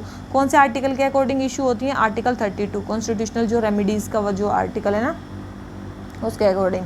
आ जाते हैं क्वेश्चन नंबर 75 पे। आर्टिकल 33 के बारे में हमें बताना है, वही वाला, ठीक है। सबसे पहले आर्टिकल 33 में बताया गया है कि पार्लियामेंट के पास पावर है लॉ बनाने की, फंडामेंटल राइट अगर वॉयलेट होते हैं स्टेट लेजिस्लेचर के पास नहीं है। ये भी स्टेटमेंट बिल्कुल सही है, ये स्टेटमेंट क्या है, बिल्कुल सही है कि केवल और केवल पार्लियामेंट के पास पावर है लॉ बनाने की। सेकंड है the laws made under article 33 can not be challenged in court for violation of fundamental right, बिल्कुल फंडामेंटल राइट्स अगर आर्टिकल 33 के अकॉर्डिंग कोई लॉ बनाती है पार्लियामेंट तो वो कहीं पे भी चैलेंज नहीं होते कोर्ट में। Laws made under article 33 cover only competent employees and officers of armed force, याद रखना आर्टिकल 33 के अकॉर्डिंग चाहे कॉम्बिटेंट पोस्ट पे हो चाहे नॉन कॉम्बिटेंट पोस्ट पे हो, चाहे आप कोबलर हो वहाँ पे, चाहे आप कुछ भी काम कर रहे हो, कुक हो, आर्म्ड फोर्सेज में कुछ भी हो, आपके लिए सबके लिए अप्लाई होंगे। ये ऐसा नहीं है कि केवल और केवल जो फील्ड पे लड़ रहे हैं आर्म्ड फोर्सेज में केवल उन्हीं के लिए अप्लाई होगा आर्टिकल 33, वो सबके लिए अप्लाई होगा। तो थर्ड स्टेटमेंट तो हमारी रॉन्ग होगी, और थर्ड रॉन्ग होती डायरेक्ट हमारा आंसर आ गया ए, ठीक है। डायरेक्ट हमारा आंसर आ गया ए। तो जो हमारा ये आर्टिकल 33 आर्म्ड फोर्सेज चाहे कॉम्बिटेंट पोस्ट हैं चाहे नॉन कॉम्बिटेंट पोस्ट हैं, फिर जो पैरामिलिट्री फोर्सेज हैं, पुलिस फोर्सेज हैं, इंटेलिजेंस एजेंसीज हैं, एनालोगस फोर्सेज हैं, सबके लिए वो होता है, ठीक है, अप्लाई होता है। और ये पार्लियामेंट को एम्पावर करता है कि वो फंडामेंटल राइट्स को उनके छीन सकती हैं, ठीक है, रिस्ट्रिक्ट कर सकते हैं, एब्रोगेट कर सकते हैं। जो भी आर्म्ड फोर्सेज वगैरह हैं उनके फंडामेंटल राइट्स को एब्रोगेट करने के लिए लॉ बना सकते हैं, और वो लॉ आप कोर्ट में नहीं जा सकते उन लॉ के वॉल्यूशन के लिए। तो क्वेश्चन नंबर 75 हो गया कंप्लीट। आ जाते हैं क्वेश्चन नंबर 76 पे।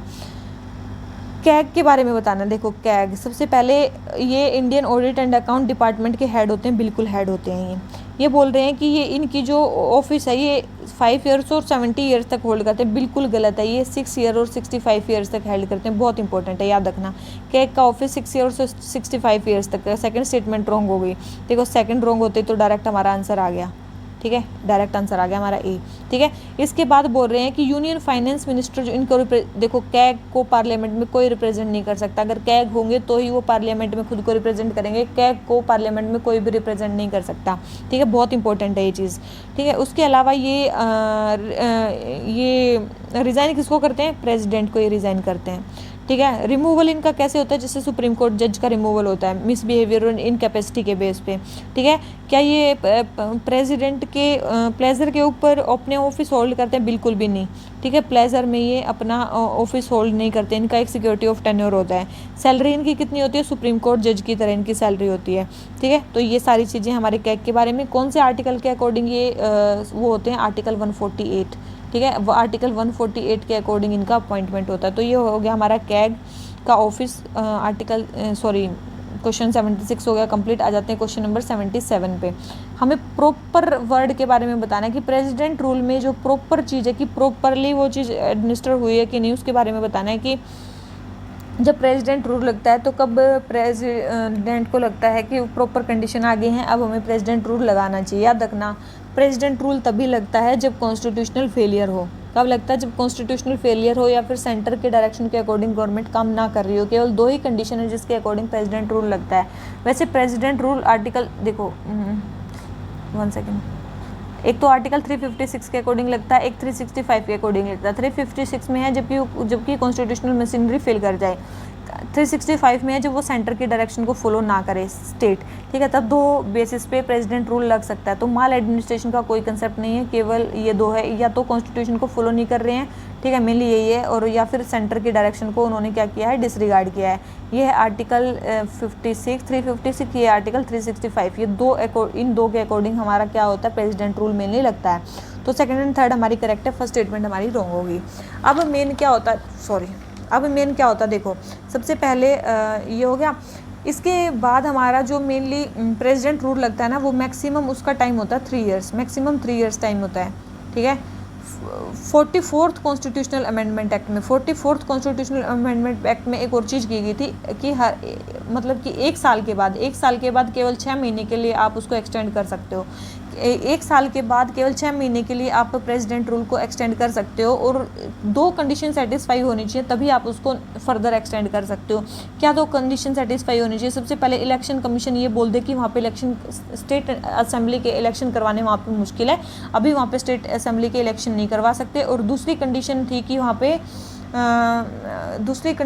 वहाँ पे शायद लॉ एंड ऑर्डर की कुछ सिचुएशन है, अभी ठीक नहीं है, कुछ ऐसा है, ठीक है। एक सेकंड कंडीशन अभी कुछ है, एक ऐसी सेकंड कंडीशन, ठीक है। एक बार आप देखना कि सेकंड कंडीशन क्या है, मेरे को एक कंडीशन भी याद आ रही है, ठीक है। तो ये कंडीशन है 44th कॉन्स्टिट्यूशनल अमेंडमेंट एक्ट में बोला था मैक्सिमम 3 साल के लिए इसको लगाया जा सकता है। और अगर कंटिन्यू रखना है प्रेसिडेंट रूल को तो याद रखना केवल सिंपल मेजोरिटी चाहिए पार्लियामेंट की, बहुत इंपॉर्टेंट है ये।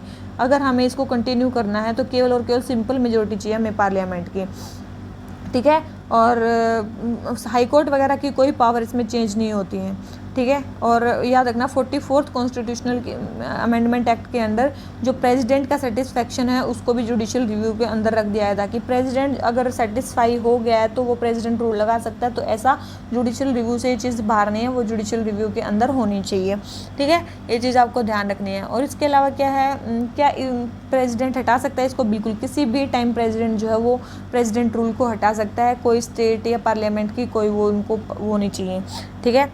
यहाँ पे मेनली क्या होता है ना, प्रेसिडेंट रूल में मेनली जो रूल्स है वो कौन बनाती है? पार्लियामेंट बनाती है। कौन रूल बनाती है? पार्लियामेंट बनाती है।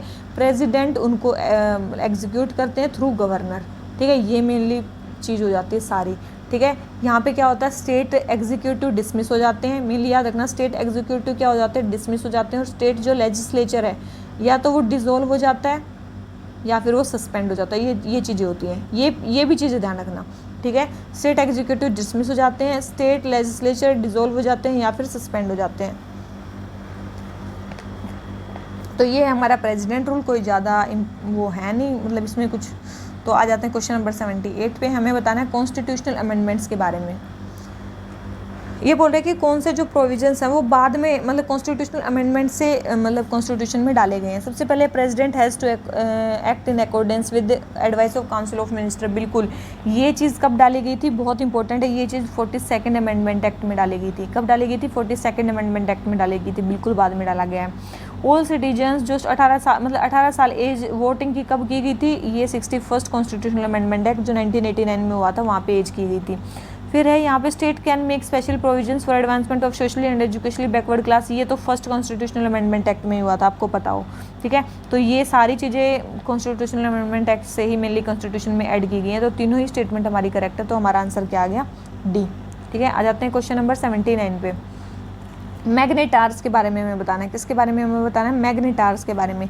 देखो भाई, कुछ नहीं होते हैं मैग्नेटार्स, ये न्यूट्रॉन स्टार होते हैं। ये हाई एनर्जी न्यूट्रॉन स्टार होते हैं जिनके पास इंटेंस मैग्नेटिक फील्ड होता है, ठीक है। और ये हाई लीनियरली पोलराइज्ड होते हैं, ब्राइट होते हैं और visible across the broad frequency range, ये वो होते हैं। तो दोनों स्टेटमेंट इसके बारे में करेक्ट है। आप इसकी एक बार पिक्चर अच्छे से देख लेना, ठीक है। कोई बहुत ज़्यादा इंपॉर्टेंट नहीं है, इसके एप्लीकेशन जरूर देख लेना, ठीक है। एप्लीकेशन अगर आप देखो कि प्री के लिए भी और मेंस के लिए भी एप्लीकेशन देख लेना कि मैग्नेटार्स का एप्लीकेशन क्या है, ठीक है। अब आ जाते हैं क्वेश्चन नंबर 80 पे। डीपीएसपी के बारे में हमें बताना है। DPSP have been useful to India because DPSP हमारे लिए इंडिया के लिए यूजफुल है। क्यों? डीपीएसपी इंडिया के लिए यूजफुल है क्यों? सबसे पहले they are intended to fill the vacuum in part 3 by providing for social and economic rights. बिल्कुल, पार्ट 3 में जो भी जो चीज़ों की कमी थी उसको वैक्यूम को फुल कर रहे हैं। बिल्कुल, जुडिशियल रिव्यू में हेल्प करते हैं। बिल्कुल, और गवर्नमेंट के पावर को कंट्रोल करते हैं। बिल्कुल, ठीक है। तो ये तीनों ही स्टेटमेंट हमारी करेक्ट है किसके बारे में? डीपीएसपी के बारे में, और तो कुछ नहीं है। और मेनली जो डीपीएसपी है वो कहाँ से हमने बोरो किए हैं? इरीज कॉन्स्टिट्यूशन से, याद रखना, इरीज कॉन्स्टिट्यूशन से हमने उनको बोरो किया है। उसके अलावा क्या जस्टिसिएबल है? ये नॉन जस्टिसिएबल है। कौन से? नॉन जस्टिसिएबल है। अगर ये गवर्नमेंट वो नहीं करती है तो आप कोर्ट में नहीं जा सकते उनके लिए, ठीक है। और मेनली कौन सी चीज़ें प्रोवाइड करती है? सोशियो इकोनॉमिक डेमोक्रेसी मेनली ये प्रोवाइड करते हैं। कौन सी? सोशियो इकोनॉमिक डेमोक्रेसी प्रोवाइड करते हैं। सैंक्शंस कौन से लगाते हैं? याद रखना, मोरल और पॉलिटिकल सैंक्शंस लगाते हैं। कौन से? मोरल एंड पॉलिटिकल सैंक्शंस लगाते हैं ये, ठीक है। पॉजिटिव इन नेचर, जैसे फंडामेंटल राइट क्या होते हैं? नेगेटिव होते हैं नेचर में, ये पॉजिटिव इन नेचर होते हैं, ठीक है। तो ये कुछ चीज़ें आपने डीपीएसपी के बारे में जान ली है। 2-3 चीज़ें और जान लो जो मैंने कल बताई थी, शायद आपको याद हो। डीपीएसपी और फंडामेंटल राइट्स के बीच में जो कॉन्फ्लिक्ट चल रही थी उसके बारे में 4 हमारे केसेस आए थे। एक तो चंपाकम डोराजन केस कुछ आया था, ठीक है, आपने सुना होगा। उसके बाद एक आया था हमारा गोलकनाथ केस, ठीक है। उसके बाद आया था हमारा केशवानंद भारती केस, और एक आया था हमारा मिनरवा मिल केस। ये 4 केसेस आए थे, और मेरे को आप कमेंट करके बताना कि ये 4 केसेस क्या क्या थे। बिना देखे आपको कमेंट करना है चारों केसेस के बारे में कि चंपाकम डोराजाई केस में क्या हुआ था। अगर आपने कल का लेक्चर देखा तो ही आप बता पाओगे, अदरवाइज़ नहीं बता पाओगे, या फिर आपने बहुत अच्छे से लक्ष्मीकांत पढ़ी हो तो ही बता पाओगे, ठीक है। तो ये हो गया हमारा कंप्लीट। और इसके अलावा जो मेनली डीपीएसपीज है ना, वो 3 पार्ट्स में डिवाइडेड है। एक है सोशलिस्ट, एक है गांधीयन, और एक है हमारे लिबरल। लिबरल में लास्ट वाले हैं, याद रखना, लिबरल में मेनली लास्ट वाले हैं, जैसे कि लिबरल में मेनली लास्ट वाले हैं, जैसे कि 44, एक मिनट रुको, लिबरल में मेनली लास्ट वाले हैं, जैसे कि 44, 45, ठीक है, 48, 48A, ठीक है, दोनों ही। उसके बाद 49, 50, 51, ये सारे किस में आते हैं? लिबरल में आते हैं। गांधीयन में कौन कौन से आते हैं, मतलब जो बच गए यहाँ पे? 40, 43, 43B, 40, 43B, ठीक है, 40, 43, 43B, और इसके अलावा 46, 47, 48, 46, 47, 48, ये सारे किस कौन से होते हैं? गांधीयन। और इसके अलावा जितने जो आर्टिकल बच गए ना डीपीएस में, वो सारे सोशलिस्ट प्रिंसिपल वाले हैं। ये चीज़ अब आप जाके देखना कि कौन से हैं, ठीक है। ये अब मैं नहीं बताने वाली कि कौन से हैं, वो आप जाके देखना। फिर है 81, कब सिटीजन अपनी सिटीजनशिप लॉस कर देता है?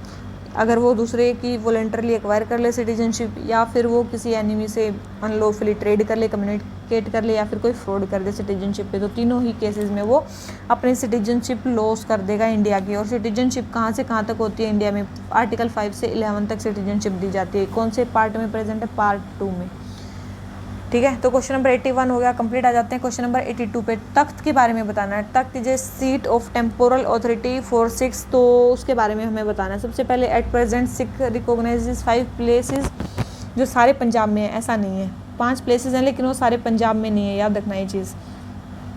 3 पंजाब में है, अकाल तख्त, और एक है केशगढ़ साहिब, और एक है दमदाना साहिब। ये तीन जो तख्त हैं ये तो पंजाब में है, एक पटना में है और एक महाराष्ट्र में है, हाजूर साहिब एक महाराष्ट्र में। तो ये 5 तख्त हैं कि सारी पंजाब में नहीं है, तो फर्स्ट स्टेटमेंट तो रो होगी। सेकेंड है 4 तख्त जो है वो गुरु गोविंद सिंह से रिलेटेड है, बिल्कुल है। फिर है थर्ड है शिरोमणि गुरुद्वारा प्रबंधक कमेटी जो है सब सारों में जत्थेदार अपॉइंट करती है, ऐसा नहीं है, सब में नहीं करती, केवल 3 में करती है जो पंजाब में है। उसके अलावा जो रह गए वो अपना कुछ ट्रस्ट वगैरह बनाते हैं और उनके थ्रू उसमें अपॉइंटमेंट होती है, ठीक है। तो ये थर्ड स्टेटमेंट भी हमारी रॉन्ग है, तो केवल और केवल जो करेक्ट स्टेटमेंट है वो हमारी सेकंड है। आ जाते हैं क्वेश्चन नंबर 83 पे। हमें आर्टिकल 368 के स्कोप के बाहर कौन सी चीज़ प्रेजेंट है वो बताने। देखो मैंने आर्टिकल 368 में बताया था 2 तरीके से अमेंडमेंट होता है। एक तो वो है वो स्पेशल मेजोरिटी वाला, और एक special majority plus ratification of states वाला। ये 2 चीज़ें आते हैं आर्टिकल 368 में। उसके अलावा जो चीज़ें होंगी वो बाहर होंगी उसके, ठीक है। तो टर्मिनेशन ऑफ सिटीजनशिप, देखो क्या उसमें टर्मिनेशन ऑफ सिटीजनशिप आई थी? बिल्कुल भी नहीं आई, तो ये भी बाहर है।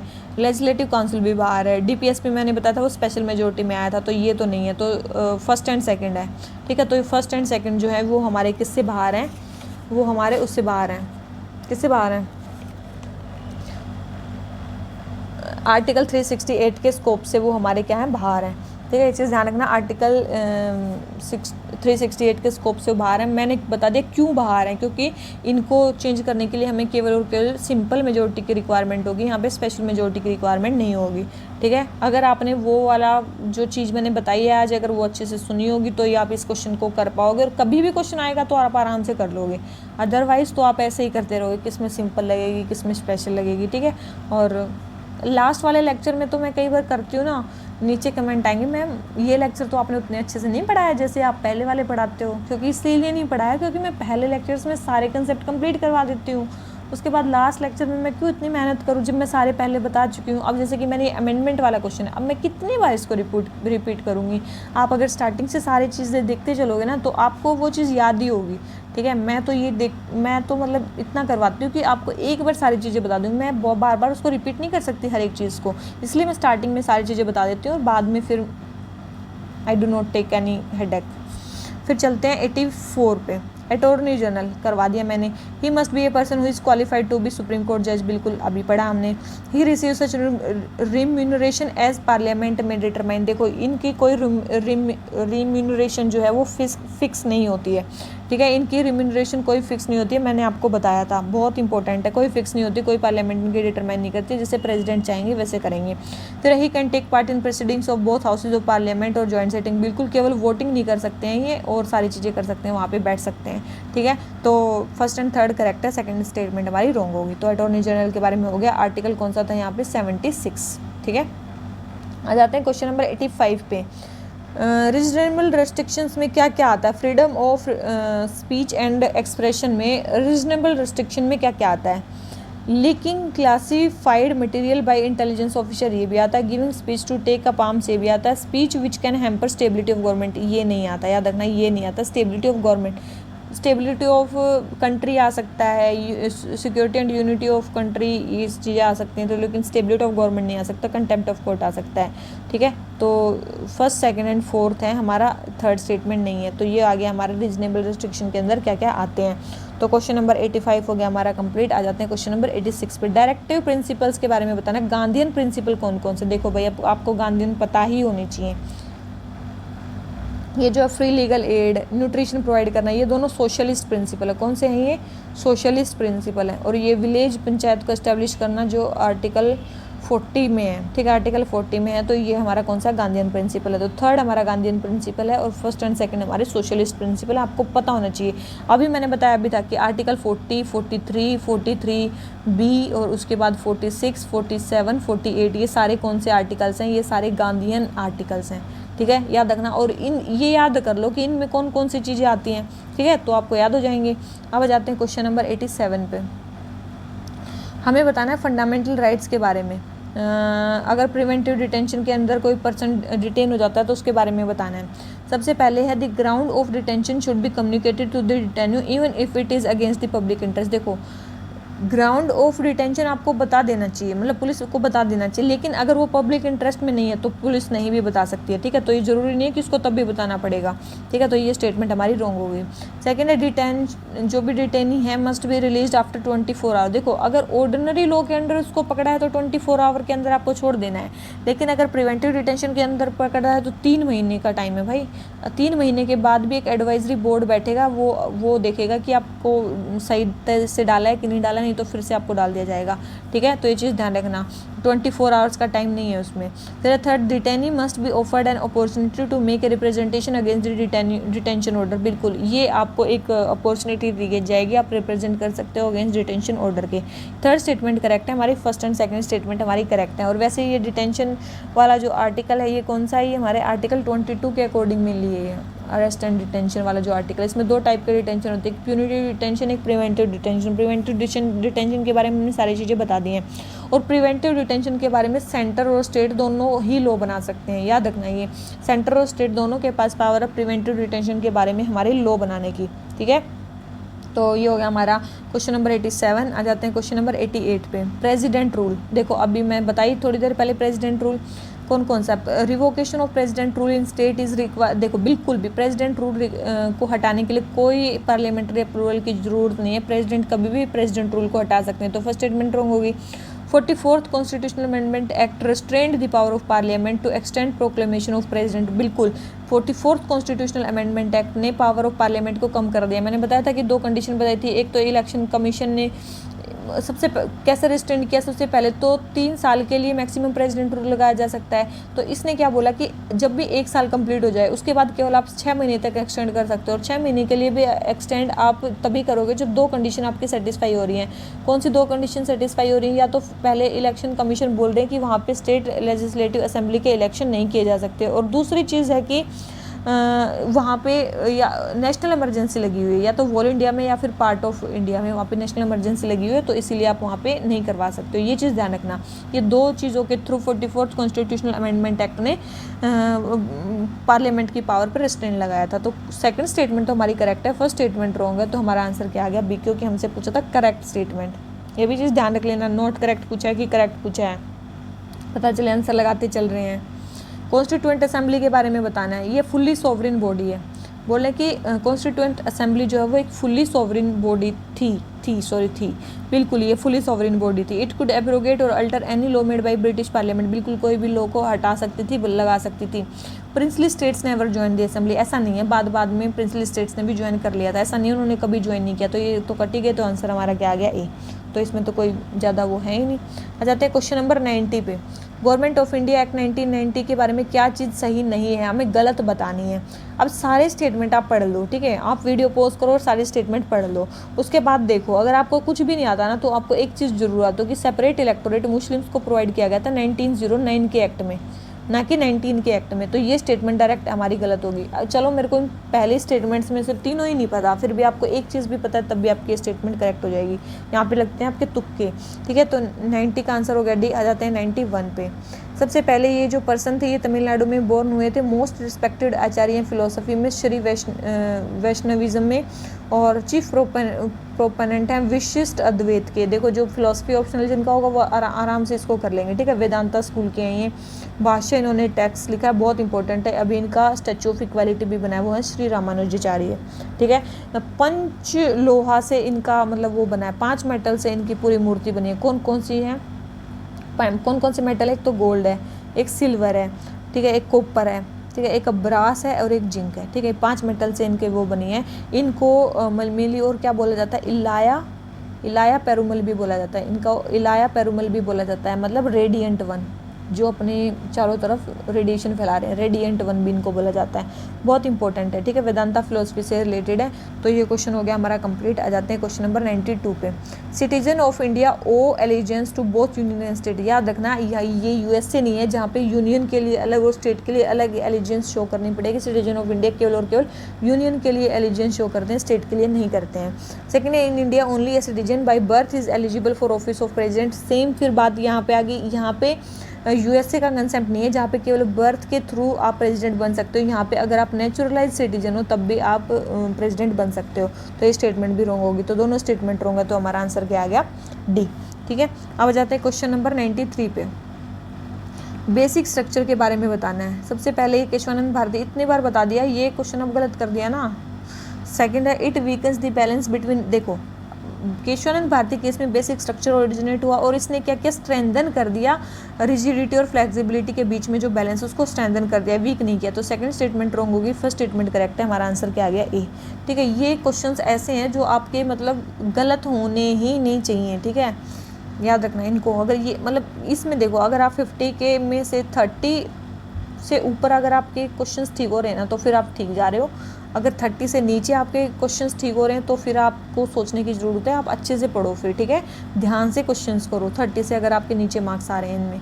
फिर है अगर आर्टिकल 20 के बारे में बताना है, prevention in respect to conviction of offences, ठीक है। No ex post facto law shall be enacted whether in civil और क्रिमिनल केसेस। बोल रहे हैं कि no ex post facto law. देखो सिविल केसेस में आप एक्स पोस्ट फैक्टो लॉ लगा सकते हो, लेकिन क्रिमिनल केसेस में आप नहीं लगा सकते, ठीक है, याद रखना है। सिविल में आप लगा सकते हो, क्रिमिनल में आप नहीं लगा सकते। तो फर्स्ट स्टेटमेंट तो डायरेक्ट हमारी रॉन्ग हो गई। सेकेंड है prevention against self incrimination covers both protection against thumb impression and blood specimen. देखो सेल्फ इंक्रिमिनेशन का मतलब ये नहीं है कि आप अपने थंब इम्प्रेशन भी नहीं दोगे, ब्लड स्पेसिमेन भी नहीं दोगे, वो तो आपको देने ही पड़ेंगे, ठीक है। तो ये स्टेटमेंट भी रॉन्ग होगी। थर्ड है in case of corruption charges against public servant either the court और department should take action to avoid double jeopardy. ऐसा नहीं है, मतलब जियोपार्डी का मतलब ये नहीं होता कि मतलब करप्शन चार्ज हैं तो ये नहीं है कि कोर्ट ही उसको सजा देगा, डिपार्टमेंट उसको देगा ही नहीं, ये डबल जियोपार्डी में नहीं आएगा। तो ये थर्ड स्टेटमेंट भी हमारी रॉन्ग है, ठीक है। तो तीनों ही स्टेटमेंट हमारी रॉन्ग होगी, तो हमारा आंसर क्या आ गया, डी, ठीक है। दोनों, क्योंकि तीनों ही रॉन्ग है, क्या कर सकते हैं इसमें। अब आ जाते हैं क्वेश्चन नंबर 95 पे। कॉन्स्टिट्यूशनलिज्म एक फिलोसफी है जो लिमिटेड गवर्नमेंट है। तो गवर्नमेंट को लिमिट कौन सी चीज़ें करते हैं, फंडामेंटल राइट्स करते हैं, नहीं, डीपीएसपी तो नहीं करते, फंडामेंटल ड्यूटीज़ भी नहीं करती। तो केवल और केवल जो फंडामेंटल राइट्स हैं वो क्या है, कॉन्स्टिट्यूशनलिज्म मतलब की फिलोसफी को मतलब क्या करते हैं, इन्फोर्स करवाते हैं, ठीक है। तो इसमें कुछ ज़्यादा है नहीं। आ जाते हैं क्वेश्चन नंबर किस पे, 96 पे। नेशनल इमरजेंसी के बारे में बताना है जो डिक्लेयर है on the ground of armed rebellion, ठीक है। Fundamental rights under article 19 are automatically suspended. देखो अगर वॉर है या फिर एक्सटर्नल एग्रेशन है, एक्सटर्नल एग्रेशन है तो ही आर्टिकल 19 ऑटोमेटिकली सस्पेंड होगा, नहीं तो नहीं होगा, ठीक है। ये चीज़ ध्यान रखना। तो जब आर्म्ड रेबिलियन होगा तब आर्टिकल 19 ऑटोमेटिकली सस्पेंड नहीं होगा, ये चीज़ ध्यान रखना। तो फर्स्ट स्टेटमेंट तो होगी हमारी रॉन्ग, इसका मतलब सेकंड तो करेक्ट है ही, मतलब president can suspend the right to move to court for enforcement of fundamental right, थोड़ी देर पहले हमने पढ़ा था। The enforcement of fundamental right guaranteed under article 21 and 22 can not be suspend. याद रखना आर्टिकल 20 और 21 सस्पेंड नहीं होंगे, 22 तो हो जाएगा। तो ये स्टेटमेंट भी हमारी क्या होगी, रॉन्ग होगी। तो आंसर हमारा क्या हो गया, बी, ठीक है। अगर आप ध्यान से पढ़ोगे नेशनल इमरजेंसी को तो आपको पता होगा मैंने क्या क्या बताया। जब मार्शल लॉ बता रही थी तब नेशनल इमरजेंसी बताया था, जब आर्टिकल 359 बता रही थी तब भी ये सारी चीज़ें सारी डिस्कस हो चुकी हैं। अब जाते हैं क्वेश्चन नंबर 97 पे। Special officer for linguistic minorities के बारे में बताना है। Special officer for linguistic minorities article 350 के अकॉर्डिंग कंस्टिट्यूट होता है, बिल्कुल होता है। ये जितने भी मैटर्स हैं लिंग्विस्टिक और रिलीजियस माइनॉरिटीज़ के, उन सबको सेफगार्ड प्रोवाइड करता है। याद रखना लिंग्विस्टिक माइनॉरिटीज़ के क्वेश्चंस को सेफगार्ड प्रोवाइड करेगा, रिलीजियस माइनॉरिटीज़ को नहीं करेगा, ठीक है। तो याद रखना सेकंड स्टेटमेंट रॉन्ग है, फर्स्ट स्टेटमेंट करेक्ट है। हमारा आंसर क्या आ गया, ए। और ये जो ऑफिस है ये कब बना है, ये 7th कॉन्स्टिट्यूशनल अमेंडमेंट एक्ट हुआ था तब ये ऑफिस बन गया था, ठीक है, याद रखना। उसके बाद कौन से पार्ट में है, 17th पार्ट में कॉन्स्टिट्यूशन के। इनको अपॉइंटमेंट कौन करता है, जो कमिश्नर बनते हैं प्रेसिडेंट इनको अपॉइंटमेंट करते हैं, कौन करते हैं, प्रेसिडेंट इनको अपॉइंट करते हैं, ठीक है। और क्या इनकी क्वालिफिकेशन वगैरह कुछ भी डिफाइन नहीं है, याद रखना। इनकी क्वालिफिकेशन टेन्योर वगैरह कुछ भी डिफाइन नहीं है, याद रखना। ये ऑफिस मेनली 1957 में क्रिएट किया गया था और इनके एक कमिश्नर बनाए जाते हैं लिंग्विस्टिक माइनॉरिटीज़ के। और मेनली इनके हेडक्वार्टर कहाँ पे हैं, इलाहाबाद में। कहाँ पे हैं, इलाहाबाद यूपी में इनके वो हेडक्वार्टर्स हैं। 3 इनके रीजनल ऑफिस हैं, 3 इनके रीजनल ऑफिस हैं। एक तो बेलगांव में है, एक चेन्नई में है और एक कोलकाता में है, ठीक है। ये 3 इनके रीजनल ऑफिस हैं। एक हेडक्वार्टर है इनके इलाहाबाद यूपी में, ठीक है। और एनुअल रिपोर्ट ये किसको देते हैं, माइनॉरिटी अफेयर्स मिनिस्टर को ये अपनी रिपोर्ट देते हैं और वो किसको प्रेजेंट कर देते हैं, प्रेसिडेंट को, ठीक है, याद रखना। तो ये है हमारे special officer for linguistic minorities. Answer आ गया हमारा ए। आ जाते हैं क्वेश्चन नंबर 98 पे। कौन कौन से ऐसे इनिशिएटिव हैं जो गवर्नमेंट ने डीपीएसपी को लागू करने के लिए लगाए गए हैं, सारे ही हैं, ठीक है। ये सारे ही हैं जो मतलब मेनली उसको प्रमोट करने के लिए लगाए गए हैं। तो आंसर क्या आ गया हमारा डी। जैसे कि ये ओल्ड एज पेंशन स्कीम जो है वो आर्टिकल 41 को इम्प्लीमेंट करने के लिए लगाई गई है। जो मेनली सीआरपीसी है वो मेनली आर्टिकल 50 को इंट्रोड्यूस करने के लिए। कृषि सिंचाई योजना मेनली आर्टिकल 48 जिसमें एग्रीकल्चर को हमें प्रमोट करना है। और इसके बाद मनरेगा जो है वो मेनली आर्टिकल 41 और आर्टिकल 43 राइट टू वर्क जिसमें है, और वेजेस ऑफ ऑल वर्कर्स को हमें प्रोटेक्ट करना है उसके लिए है। तो ये सारी ही चीज़ें मेनली डीपीएसपी को प्रमोट करने के लिए स्टार्ट की गई हैं, याद रखना, ठीक है। आ जाते हैं क्वेश्चन नंबर 99 पे। Team India wing of NITI Aayog में कौन कौन आता है। तो टीम इंडिया विंग में कौन कौन आता है, स्टेट और सेंट्रल मिनिस्ट्री से जितने भी रिप्रेजेंटेटिव होते हैं वो सारे आते हैं, ठीक है। तो ये आंसर हो गया बी। आ जाते हैं क्वेश्चन नंबर 100 पे। Indian constitution guarantee which of the following right, क्या क्या राइट वो हैं इंडिया में, क्या क्या दिए गए हैं। इक्वालिटी ऑफ स्टेटस दिया गया है, अपॉर्चुनिटीज़ दिया गया है, इक्वालिटी ऑफ आउटकम्स नहीं दिया गया है। तो प्रीएम्बल से आपको पता चले जाएगा इक्वालिटी ऑफ आउटकम्स नहीं दिया गया है। तो थर्ड स्टेटमेंट नहीं दी गई है, थर्ड नहीं दी गई है, तो डायरेक्ट आंसर आ गया इक्वालिटी बिफोर लॉ भी है, ठीक है। तो ये सारे ही क्वेश्चन देखो बिल्कुल कुछ भी नहीं है, ये क्वेश्चन अगर आप देखोगे ना तो 2-2 मिनट में आपके क्वेश्चन हो जाएंगे। आपके 30+ इसमें क्वेश्चन ठीक होने चाहिए। आपको क्या करना है, वीडियो जब या तो आप पहले ही 100 क्वेश्चन कंप्लीट कर लो, ठीक है। 50-50 जब भी मैं करवाने वाली हूँ, मान लो कि आपको पता है कि सुबह लेक्चर आएगा, वो लेक्चर देखने से पहले आप 50 क्वेश्चन कंप्लीट कर लो, उसके बाद आप वीडियो देख लो। अगर आप डबल स्पीड में भी देखते हो तो 30 to 45 मिनट्स में आप इसको कंप्लीट कर दोगे। अगर डबल स्पीड में भी देखते हो तो आपका बहुत जल्दी कंप्लीट हो जाएगा, ठीक है। तो आपके लिए जितनी मेहनत है वो तो मैं कर ही रही हूँ, इसके अलावा तो मैं आपके लिए कुछ नहीं कर सकती, ठीक है। तो इसी नोट पे आज का लेक्चर ख़त्म करते हैं। अगर आपको वीडियो अच्छी लगती है तो लाइक करना और अपने सजेशंस और भी आप दे सकते हो, जैसा भी आपको अच्छा लगे, ठीक है। तो चलिए आज का ये लेक्चर यहीं पर ख़त्म करते हैं। इतना पेशेंस बनाए रखने के लिए आपका बहुत बहुत धन्यवाद।